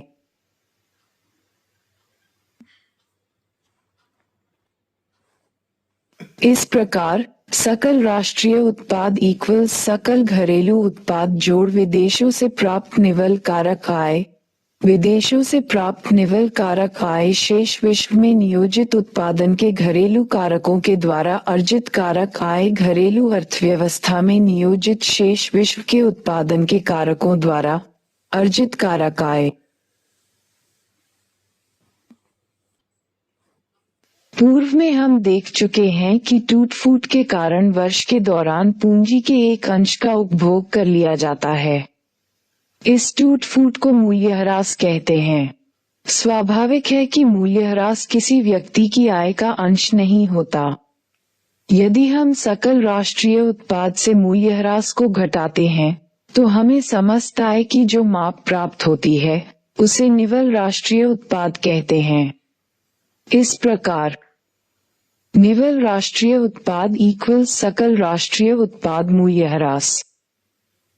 उल्लेखनीय है कि इन परिवर्ती का मूल्यांकन बाजार कीमत पर किया जाता है। उपर्युक्त व्यंजक के माध्यम से हमें बाजार कीमत पर मूल्यांकित निव्वल राष्ट्रीय उत्पाद का मूल्य प्राप्त होता है, किंतु बाजार कीमत में अप्रत्यक्ष कर शामिल रहते हैं। अप्रत्यक्ष कर वस्तुओं और सेवाओं पर आरोपित किए जाते हैं, फलतः कीमत बढ़ जाती है। अप्रत्यक्ष कर सरकार को उपार्जित होता है। निव्वल राष्ट्रीय उत्पाद का वह अंश जो वास्तव में उत्पादन के कारकों को उपार्जित होता है, उसी गणना करने के क्रम में बाजार कीमत पर मूल्यांकित राष्ट्रीय निव्वल उत्पाद से अप्रत्यक्ष करों को घटाया जाता है। इसी प्रकार कुछ वस्तुओं की कीमतों पर सरकार द्वारा उपदान प्रदान किया जा सकता एक है। भारत में पेट्रोल पर सरकार अत्यधिक कर लगाती है, जबकि रसोई गैस पर उपदान प्रदान किया जाता है। अतः हमें बाजार कीमतों पर मूल्यांकित निव्वल राष्ट्रीय उत्पाद में उपदान को शामिल करने की आवश्यकता होती है। ऐसा करने पर हमें जो माप प्राप्त होता है उसे कारक लागत पर निव्वल राष्ट्रीय उत्पाद अथवा राष्ट्रीय आय कहते हैं। अतः कारक लागत पर निव्वल राष्ट्रीय उत्पाद इक्वल्स राष्ट्रीय आय नी इक्वल्स बाजार कीमत पर निव्वल राष्ट्रीय उत्पाद अप्रत्यक्ष उपदान इक्वल्स बाजार कीमत पर निव्वल राष्ट्रीय उत्पाद निव्वल अप्रत्यक्ष कर। निव्वल अप्रत्यक्ष कर उपदान राष्ट्रीय आय को हम पुनः छोटी छोटी कोटियों में उपविभाजित कर सकते हैं। अब हम परिवारों के द्वारा प्राप्त राष्ट्रीय आय के अंश के लिए अभिव्यक्ति प्राप्त करें। इसे हम वैयक्तिक आय कहेंगे। प्रथम मान लीजिए कि राष्ट्रीय आय जो फर्मों और सरकारी उद्यमों के द्वारा अर्जित की जाती है, में से लाभ का एक अंश उत्पादन के कारकों के बीच वितरित नहीं होता है। इसे अवितरित लाभ कहते हैं। चूंकि अवितरित लाभ परिवारों को उपार्जित नहीं होता है, इसलिए वैयक्तिक आय की प्राप्ति के लिए राष्ट्रीय आय से अवितरित लाभ को घटा दिया जाता है। इसी प्रकार निगम कर जो फर्मों की आय पर आरोपित होता है को भी राष्ट्रीय आय से घटाना होगा, क्योंकि यह परिवारों को उपार्जित नहीं होता है। दूसरी ओर परिवार निजी फर्मों से अथवा सरकार से अपने अग्रिम पूर्व ऋण पर ब्याज अदायगी प्राप्त करता है। परिवार को फर्मों और सरकारों को भी ब्याज अदा करना पड़ता है यदि फर्म और सरकार से मुद्रा ऋण के रूप में ग्रहण करते हैं। अतः हमें परिवारों द्वारा फर्मों और सरकार को अदा किए गए निव्वल ब्याज को घटाना होगा। परिवार सरकार और फर्मों, उदाहरण के लिए पेंशन, छात्रवृत्ति, पुरस्कार से अंतरण अदायगी प्राप्त करते हैं।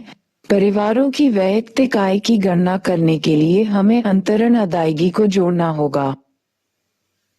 अतः वैयक्तिक आय इक्वल्स राष्ट्रीय आय अवितरित लाभ परिवारों द्वारा की गई निव्वल ब्याज अदायगी निगम कर जोड़ सरकार और फर्मों से परिवारों को की गई अंतरण अदायगी।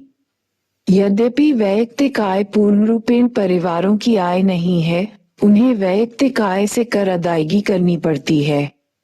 यदि वैयक्तिक आय से वैयक्तिक कर अदायगी, उदाहरण के लिए आय कर और गैर कर अदायगी जैसे शुल्क को घटा दें तो हमें जो प्राप्त होगा उसे वैयक्तिक प्रयोज्य आय कहते हैं। इस प्रकार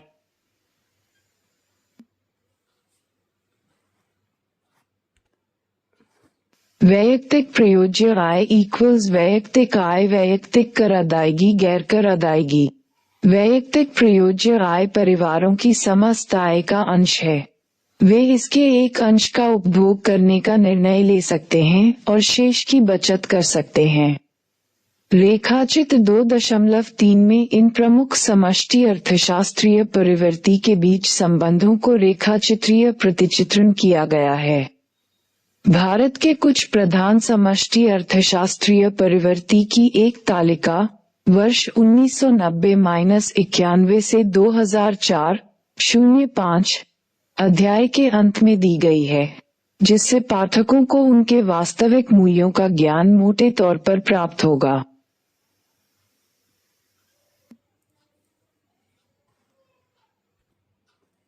विदेशों से प्राप्त निवल कारक आय NFIA, सकल घरेलू उत्पाद GDP, सकल राष्ट्रीय उत्पाद GNP, मूल्यह्रास D, निवल राष्ट्रीय उत्पाद NNP, बाजार कीमत पर, अप्रत्यक्ष कर ID, उपदान सब, मूल्यह्रास D, निवल राष्ट्रीय उत्पाद NNP, बाजार कीमत पर, निवल आय NI, निवल राष्ट्रीय उत्पाद NNP पर कारक लागत FC।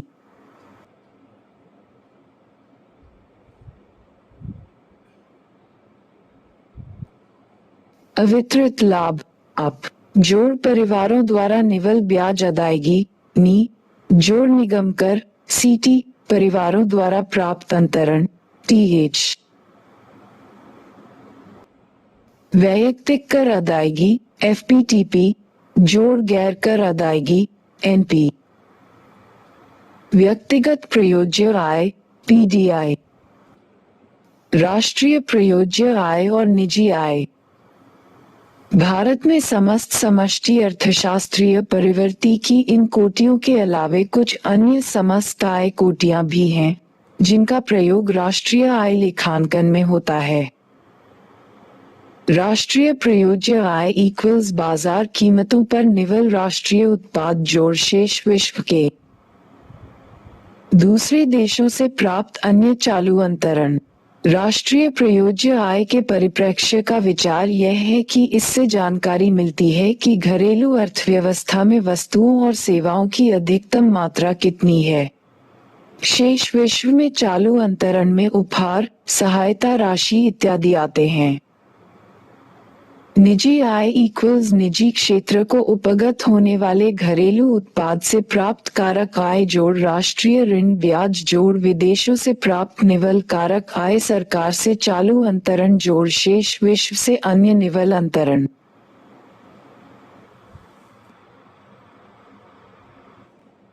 बुनियादी राष्ट्रीय आय समुच्चय बाजार कीमत पर सकल घरेलू उत्पाद GDPMP। GDP एक देश की घरेलू सीमा में एक वर्ष में उत्पादित सभी अंतिम वस्तुओं तथा सेवाओं का बाजार मूल्य है। सभी निवासियों तथा गैर निवासियों द्वारा दिए गए उत्पादन को शामिल किया जाता है, चाहे उत्पादन का स्वामित्व एक स्थानीय कंपनी का हो या एक विदेशी स्वामित्व का। सभी चीजों का मापन बाजार कीमतों पर होता है। GDPMD इक्वल्स C जोड़ 1 जोड़ G जोड़ XM। साधन लागत पर GDP GDPPC। साधन लागत पर GDP बाजार कीमतों पर GDP में से शुद्ध अप्रत्यक्ष कर घटाने पर प्राप्त होती है। बाजार कीमतें वही कीमतें हैं जो उपभोक्ताओं द्वारा की जाती हैं। बाजार कीमतों में उत्पाद करों तथा उपदानों को भी शामिल किया जाता है। साधन लागत शब्द का उपयोग उत्पादकों द्वारा दी गई कीमत के लिए किया जाता है। अतः साधन लागत बाजार कीमतों में से शुद्ध अप्रत्यक्ष करों को घटाने पर प्राप्त होती है। साधन लागत पर GDP एक देश की घरेलू सीमा में एक वर्ष में फर्मों द्वारा किए गए उत्पादन के मौद्रिक मूल्य का माप है। GDPFC equals GDPMP नित।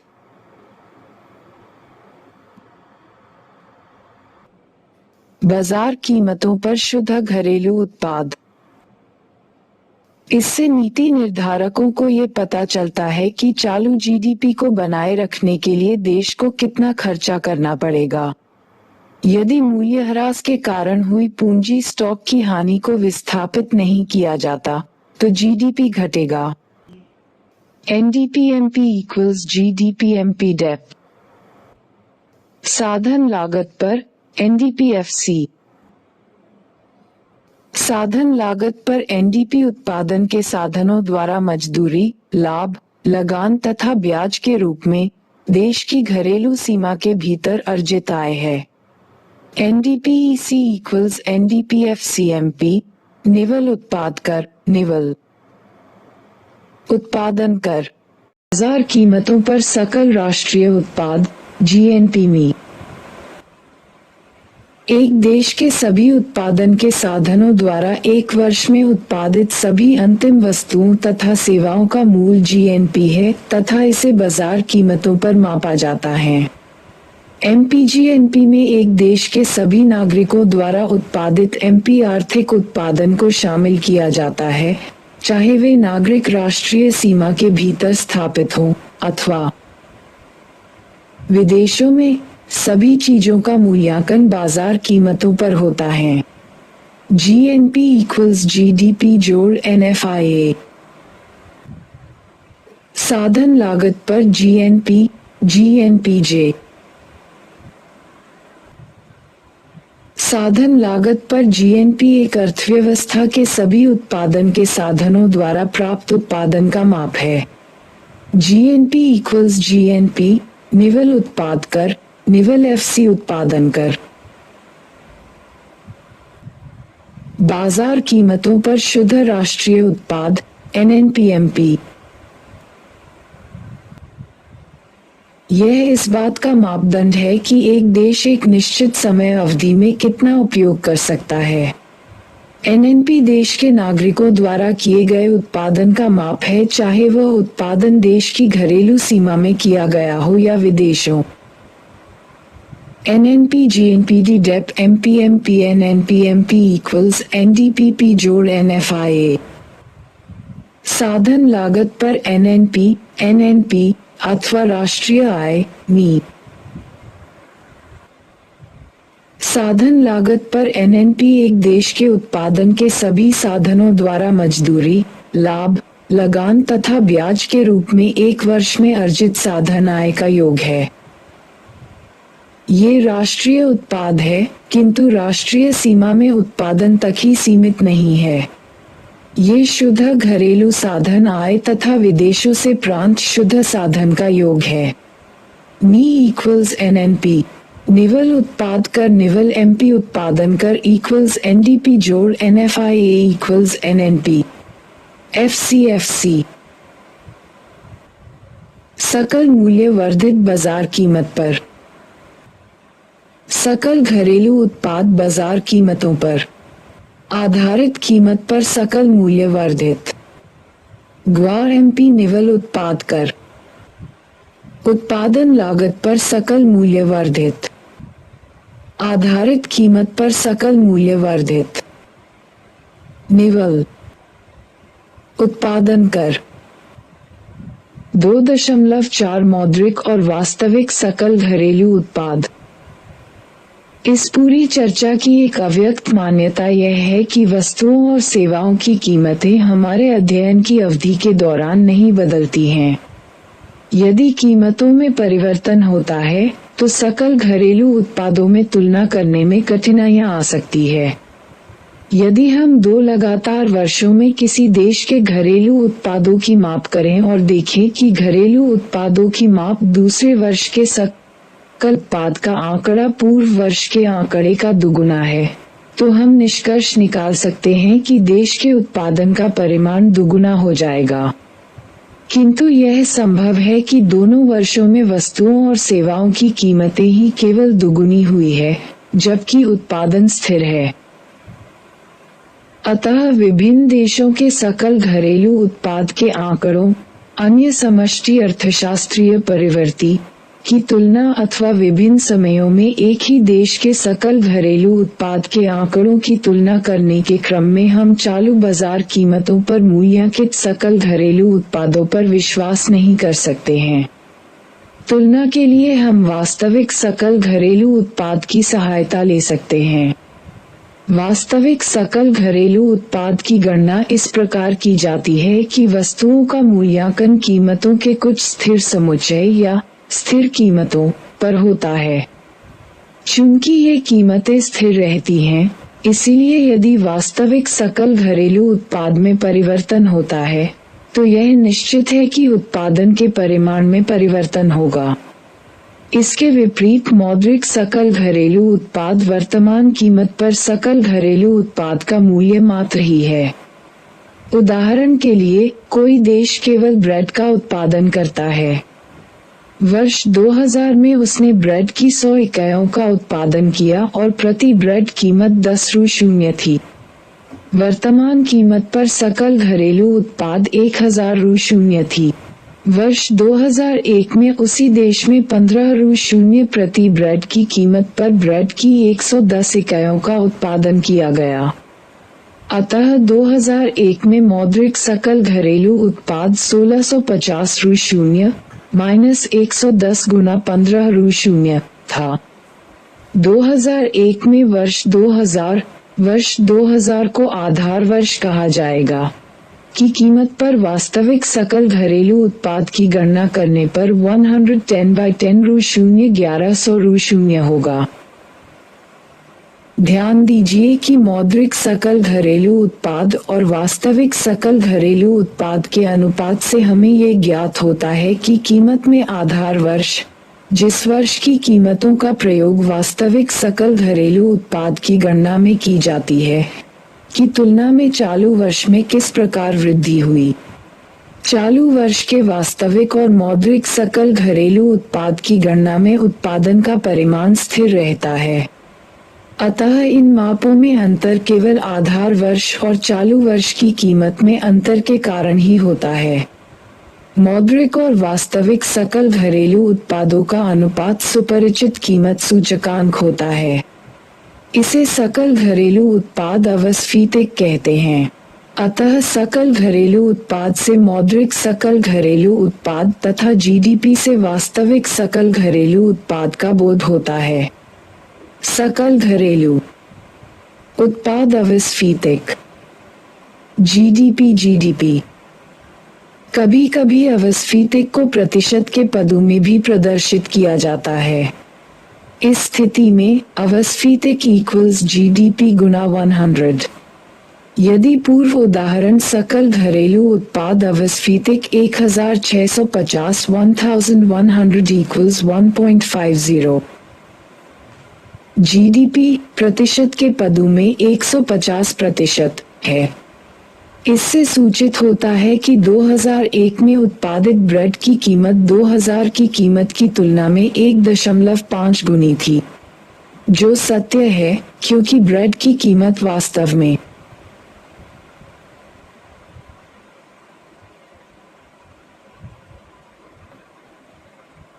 10 रु शून्य से बढ़कर 15 रु शून्य हो गई थी। सकल घरेलू उत्पाद अवस्फीतिक की तरह हमारे पास सकल राष्ट्रीय उत्पाद अवस्फीतिक भी हो सकता है।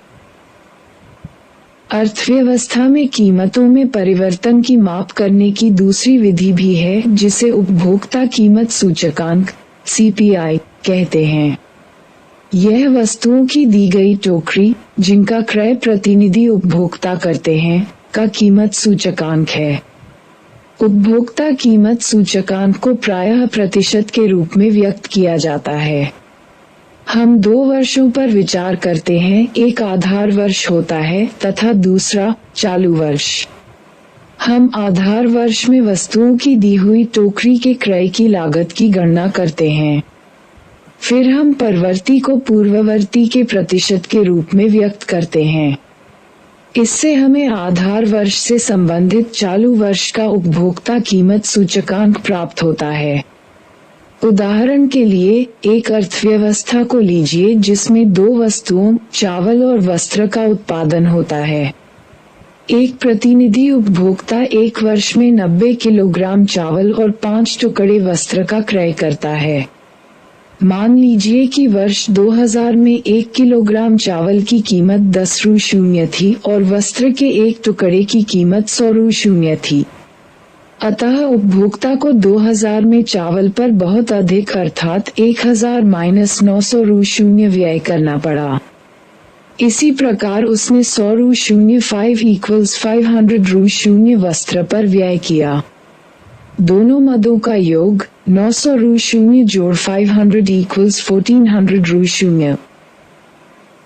अब मान लीजिए कि 1 किलोग्राम चावल और एक टुकड़ा वस्त्र की कीमतें वर्ष 2005 में क्रमशः 15 रु शून्य और 120 रु शून्य हो गई। चावल और वस्त्र की उसी मात्रा को खरीदने के लिए प्रतिनिधि उपभोक्ता को 1350 रु शून्य जोड़ 600 रु शून्य 1950 रु शून्य, जैसे कि पूर्व में गणना की गई थी, व्यय करना पड़ेगा। उनका योग 1350 रु शून्य जोड़ 600 रु शून्य 1950 रु होगा। अतः उपभोक्ता कीमत सूचकांक 1950 1.400 टाइम्स 100 इक्वल्स 139.29 होगा लगभग। ये ध्यान देने योग्य है कि अनेक वस्तुओं की कीमतें दो समुच्चयों में होती है। एक खुदरा कीमत होती है जो उपभोक्ता वास्तव में अदा करता है, दूसरी थोक कीमत होती है। इस कीमत पर बहुमात्रा में वस्तुओं का व्यापार होता है। इन दोनों के मूल्यों में अंतर हो सकते हैं क्योंकि उपांत व्यापारियों के पास रहता है।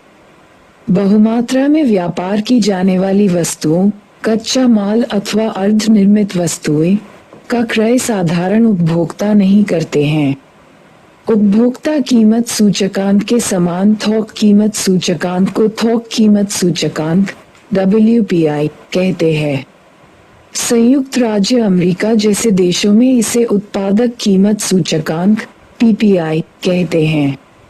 ध्यान रहे कि उपभोक्ता कीमत सूचकांक थोक कीमत सूचकांक के सादृश्य में सकल घरेलू उत्पाद अवस्फीतिक से अंतर हो सकता है क्योंकि 1. उपभोक्ता जिन वस्तुओं का क्रय करते हैं उनसे देश में उत्पादित सभी वस्तुओं का प्रतिनिधित्व नहीं होता है। सकल घरेलू उत्पाद अवस्फीतिक में सभी ऐसी वस्तुएं और सेवाएं हैं। 2. उपभोक्ता कीमत सूचकांक में प्रतिनिधि उपभोक्ता द्वारा उपभोग की गई वस्तुओं की कीमतें शामिल हैं, अतः इसमें आयातित वस्तुओं की कीमतें शामिल हैं। सकल घरेलू उत्पाद अवस्फीतिक में आयातित वस्तुओं की कीमतें शामिल नहीं होती है। 3. उपभोक्ता कीमत सूचकांक में भार नियत रहता है, लेकिन सकल घरेलू उत्पाद अवस्फीतिक में प्रत्येक वस्तु के उत्पादन स्तर के अनुसार उनमें अंतर होता है। सकल घरेलू उत्पाद और कल्याण। क्या किसी देश के सकल घरेलू उत्पाद को उस देश के लोगों के कल्याण के सूचकांक के रूप में लिया जा सकता है? यदि किसी व्यक्ति की आय अधिक है तो वह अधिक वस्तुओं और सेवाओं का क्रय कर सकता है अथवा उनके भौतिक कल्याण में सुधार हो सकता है। अतः यह उचित होगा कि उनके आय स्तर को उनके कल्याण स्तर के रूप में देखा जाए।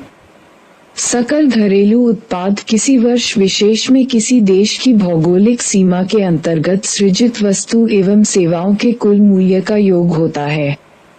सकल घरेलू उत्पाद का वितरण लोगों के बीच आय प्रतिधारित आय को छोड़कर। अतः हम किसी देश के सकल घरेलू उत्पाद के उच्चतर स्तर को उस देश के लोगों के उच्च कल्याण के सूचकांक के रूप में समझने का लालच कर सकते हैं। कीमत परिवर्तन के लेखांकन के लिए हम मौद्रिक सकल घरेलू उत्पाद के बदले वास्तविक सकल घरेलू उत्पाद का मूल्य ले सकते हैं, किंतु यह सही नहीं हो सकता। इसके कम से कम 3 कारण हैं। सकल घरेलू उत्पाद 1. का वितरण, ये कितना समरूप है?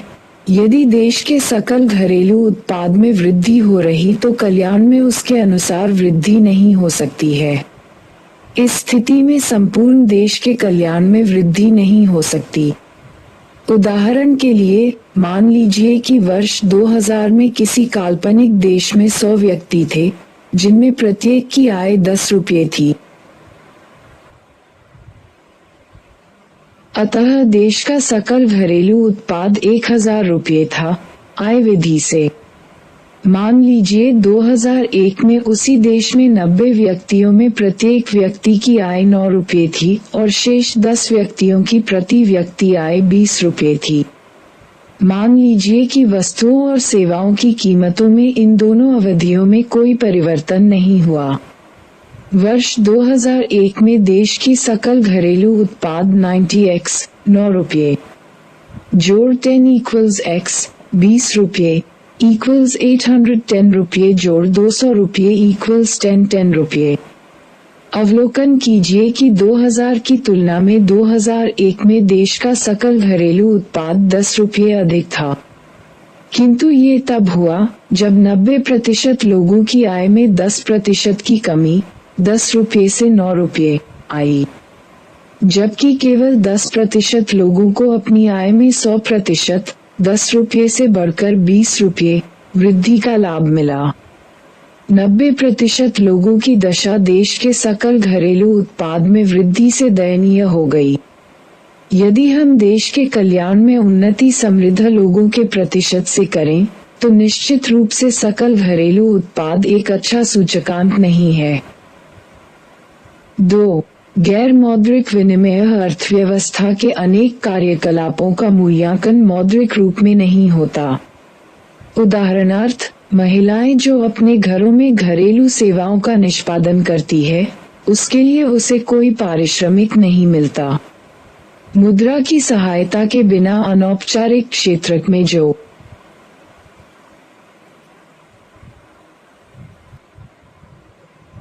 विनिमय होते हैं, उसे वस्तु विनिमय कहते हैं।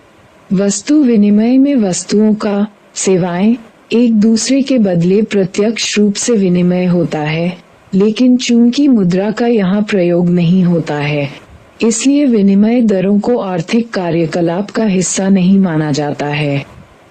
विकासशील देशों में जहाँ अनेक सुदूर क्षेत्र अल्प विकसित है, इस प्रकार के विनिमय होते हैं, लेकिन इनकी गणना प्रायः देश के घरेलू उत्पादों में नहीं होती। इस स्थिति में सकल घरेलू उत्पाद का अल्प मूल्यांकन होता है। अतः सकल घरेलू उत्पाद का मूल्यांकन मानक तरीके से करने पर हमें उत्पादक कार्यकलाप और किसी देश के कल्याण का स्पष्ट संगत नहीं मिलता है। 3. बाह्य कारण। बाह्य कारणों से तात्पर्य किसी फर्म या व्यक्ति के लाभ, हानि से है, जिससे दूसरा पक्ष प्रभावित होता है, जिसे भुगतान नहीं किया जाता है, दंडित। बाह्य कारणों का कोई बाजार नहीं होता है जिसमें उनको खरीदा या बेचा जा सके।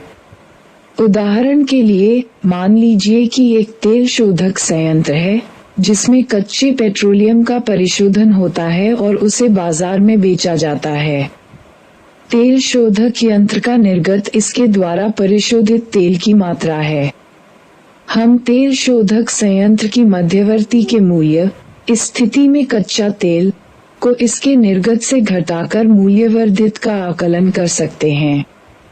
तेल शोधक संयंत्र के मूल्यवर्धित की अर्थव्यवस्था के सकल घरेलू उत्पाद में गणना की जाती है, किंतु उत्पादन के संचालन में तेल शोधक संयंत्र तटवर्ती नदियों को भी प्रदूषित कर सकता है।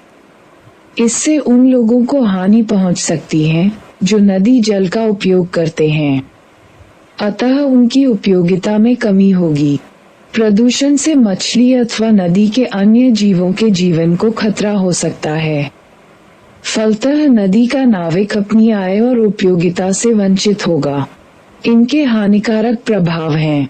नाविक को नदी में मछली पकड़ने वालों की आय से वंचित होना पड़ सकता है। तेल शोधक संयंत्रों द्वारा दूसरों पर डाले गए हानिकारक प्रभावों जिनकी उन्हें कोई लागत नहीं अदा करनी होती है, बाह्य कारण कहे जाते हैं। इस स्थिति में सकल घरेलू उत्पाद को इन बाहरी कारणों में शामिल नहीं किया गया है। अतः यदि हम सकल घरेलू उत्पाद को अर्थव्यवस्था के कल्याण की माप के रूप में लें, तो हमें वास्तविक कल्याण का अति मूल्यांकन प्राप्त होगा। ये ऋणात्मक बाह्यकरण का उदाहरण था। ये धनात्मक बाह्यकरण की स्थितियां भी हो सकती है। ऐसी स्थितियों में सकल घरेलू उत्पाद से अर्थव्यवस्था के वास्तविक कल्याण का अल्प मूल्यांकन होगा। सारांश। अति मौलिक स्तर पर समष्टिगत अर्थव्यवस्था, जिस अर्थव्यवस्था का अध्ययन हम समष्टि अर्थशास्त्र में करते हैं, की कार्य पद्धति को वर्तुल पथ में देखा जा सकता है। फर्म परिवारों के द्वारा पूर्ति किए गए आगतों का नियोजन करते हैं और परिवारों को बेचने के लिए वस्तुओं और सेवाओं का उत्पादन करते हैं। परिवार फर्म को प्रदान की गई सेवा के लिए पारिश्रमिक प्राप्त करता है और उससे फर्म द्वारा उत्पादित वस्तुओं और सेवाओं का क्रय करता है। अतः हम किसी अर्थव्यवस्था में उत्पादित वस्तुओं और सेवाओं की गणना तीन में से किसी भी विधि से कर सकते हैं। 1. कारक अदायगी के समस्त मूल्यों की माप करके, आय विधि। 2.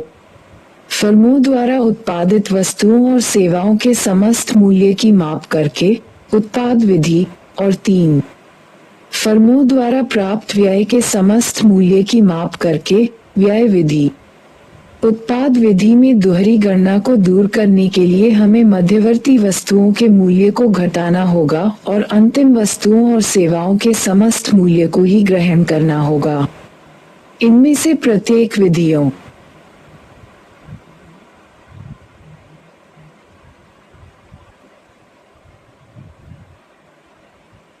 से हम अर्थव्यवस्था की समस्त आय की गणना के लिए सूत्र व्युत्पन्न कर सकते हैं। हमें ये भी ध्यान में रखना है कि वस्तुओं का क्रय निवेश के लिए भी किया जा सकता है और इनसे निवेशकर्ता फर्मों की उत्पादन क्षमता में वृद्धि होती है। समस्त आय की भिन्न भिन्न कोटियां हो सकती है, जो उन पर निर्भर करेगी जिनको आय उपगत होती है। सकल घरेलू उत्पाद, सकल राष्ट्रीय उत्पाद, बाजार कीमत पर निवल राष्ट्रीय उत्पाद, कारक लागत पर निवल राष्ट्रीय उत्पाद, वैयक्तिक आय और वैयक्तिक प्रयोज्य आय में हम अंतर दिखला सकते हैं। चूंकि वस्तुओं और सेवाओं की कीमतें भिन्न भिन्न हो सकती हैं, इसीलिए हम यह विमर्श करते हैं कि तीन महत्वपूर्ण कीमत सूचकांकों, सकल घरेलू उत्पाद अवस्फीतिक, उपभोक्ता कीमत सूचकांक और थोक कीमत सूचकांक की गणना कैसे की जाए। अंत में हम ये देखते हैं कि सकल घरेलू उत्पाद को किसी देश के कल्याण के सूचकांक के रूप में लेना गलत होगा।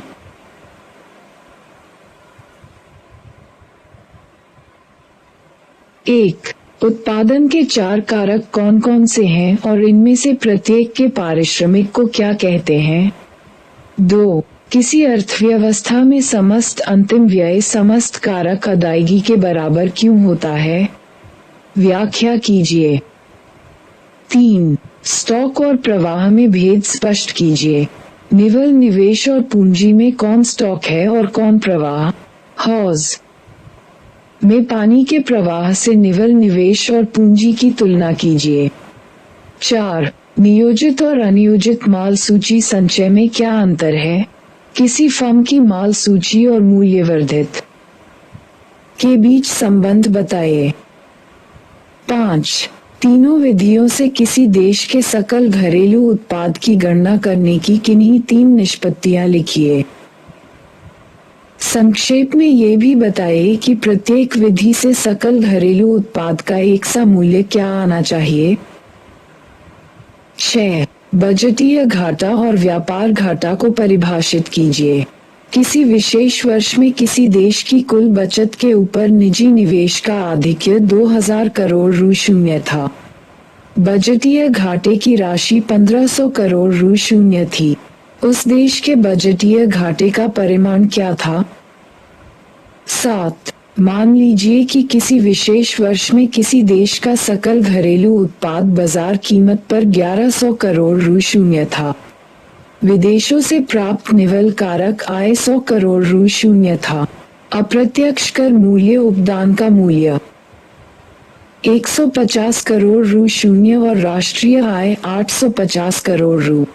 है तो मूल्यह्रास के समस्त मूल्य की गणना कीजिए। 8. किसी देश विशेष में एक वर्ष में कारक लागत पर निवल राष्ट्रीय उत्पाद 1900 करोड़ रु शून्य है। फर्मों, सरकार के द्वारा परिवार को अथवा परिवार के द्वारा सरकार, फर्मों को किसी भी प्रकार का ब्याज अदायगी नहीं की जाती है।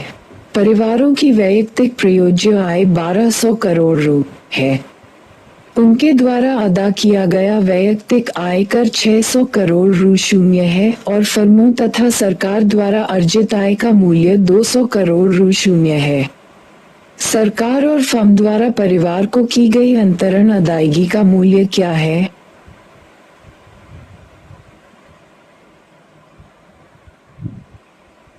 हजाम राजू एक दिन में बाल काटने के लिए 500 रु शून्य का संग्रह करता है। इस दिन उसके उपकरण में 50 रु शून्य का मूल्यह्रास होता है। इस 450 रुपये में से राजू 30 रु शून्य बिक्री कर अदा करता है। 200 रु शून्य घर ले जाता है और 220 रु शून्य उन्नति और नए उपकरणों का क्रय करने के लिए रखता है। वह अपनी आय में से 20 रु आयकर के रूप में अदा करता है। इन पूरी सूचनाओं के आधार पर निम्नलिखित में राजू का योगदान ज्ञात कीजिए। अ. सकल घरेलू उत्पाद। बी. बाजार कीमत पर निवल राष्ट्रीय उत्पाद। सी. कारक लागत पर निवल राष्ट्रीय उत्पाद। डी. वैयक्तिक आय। ए. वैयक्तिक प्रयोज्य आय। 11. किसी वर्ष एक अर्थव्यवस्था में मौद्रिक सकल राष्ट्रीय उत्पाद का मूल्य 2500 करोड़ रु शून्य था। उसी वर्ष उस देश के सकल राष्ट्रीय उत्पाद का मूल्य किसी आधार वर्ष की कीमत पर 3000 करोड़ रु था। प्रतिशत के रूप में वर्ष के सकल घरेलू उत्पाद अवस्फीति के मूल्य की गणना कीजिए। क्या आधार वर्ष और उल्लेखनीय वर्ष के बीच कीमत स्तर में वृद्धि हुई? 12. किसी देश के कल्याण के निर्देशांक के रूप में सकल घरेलू उत्पाद की कुछ सीमाओं को लिखो।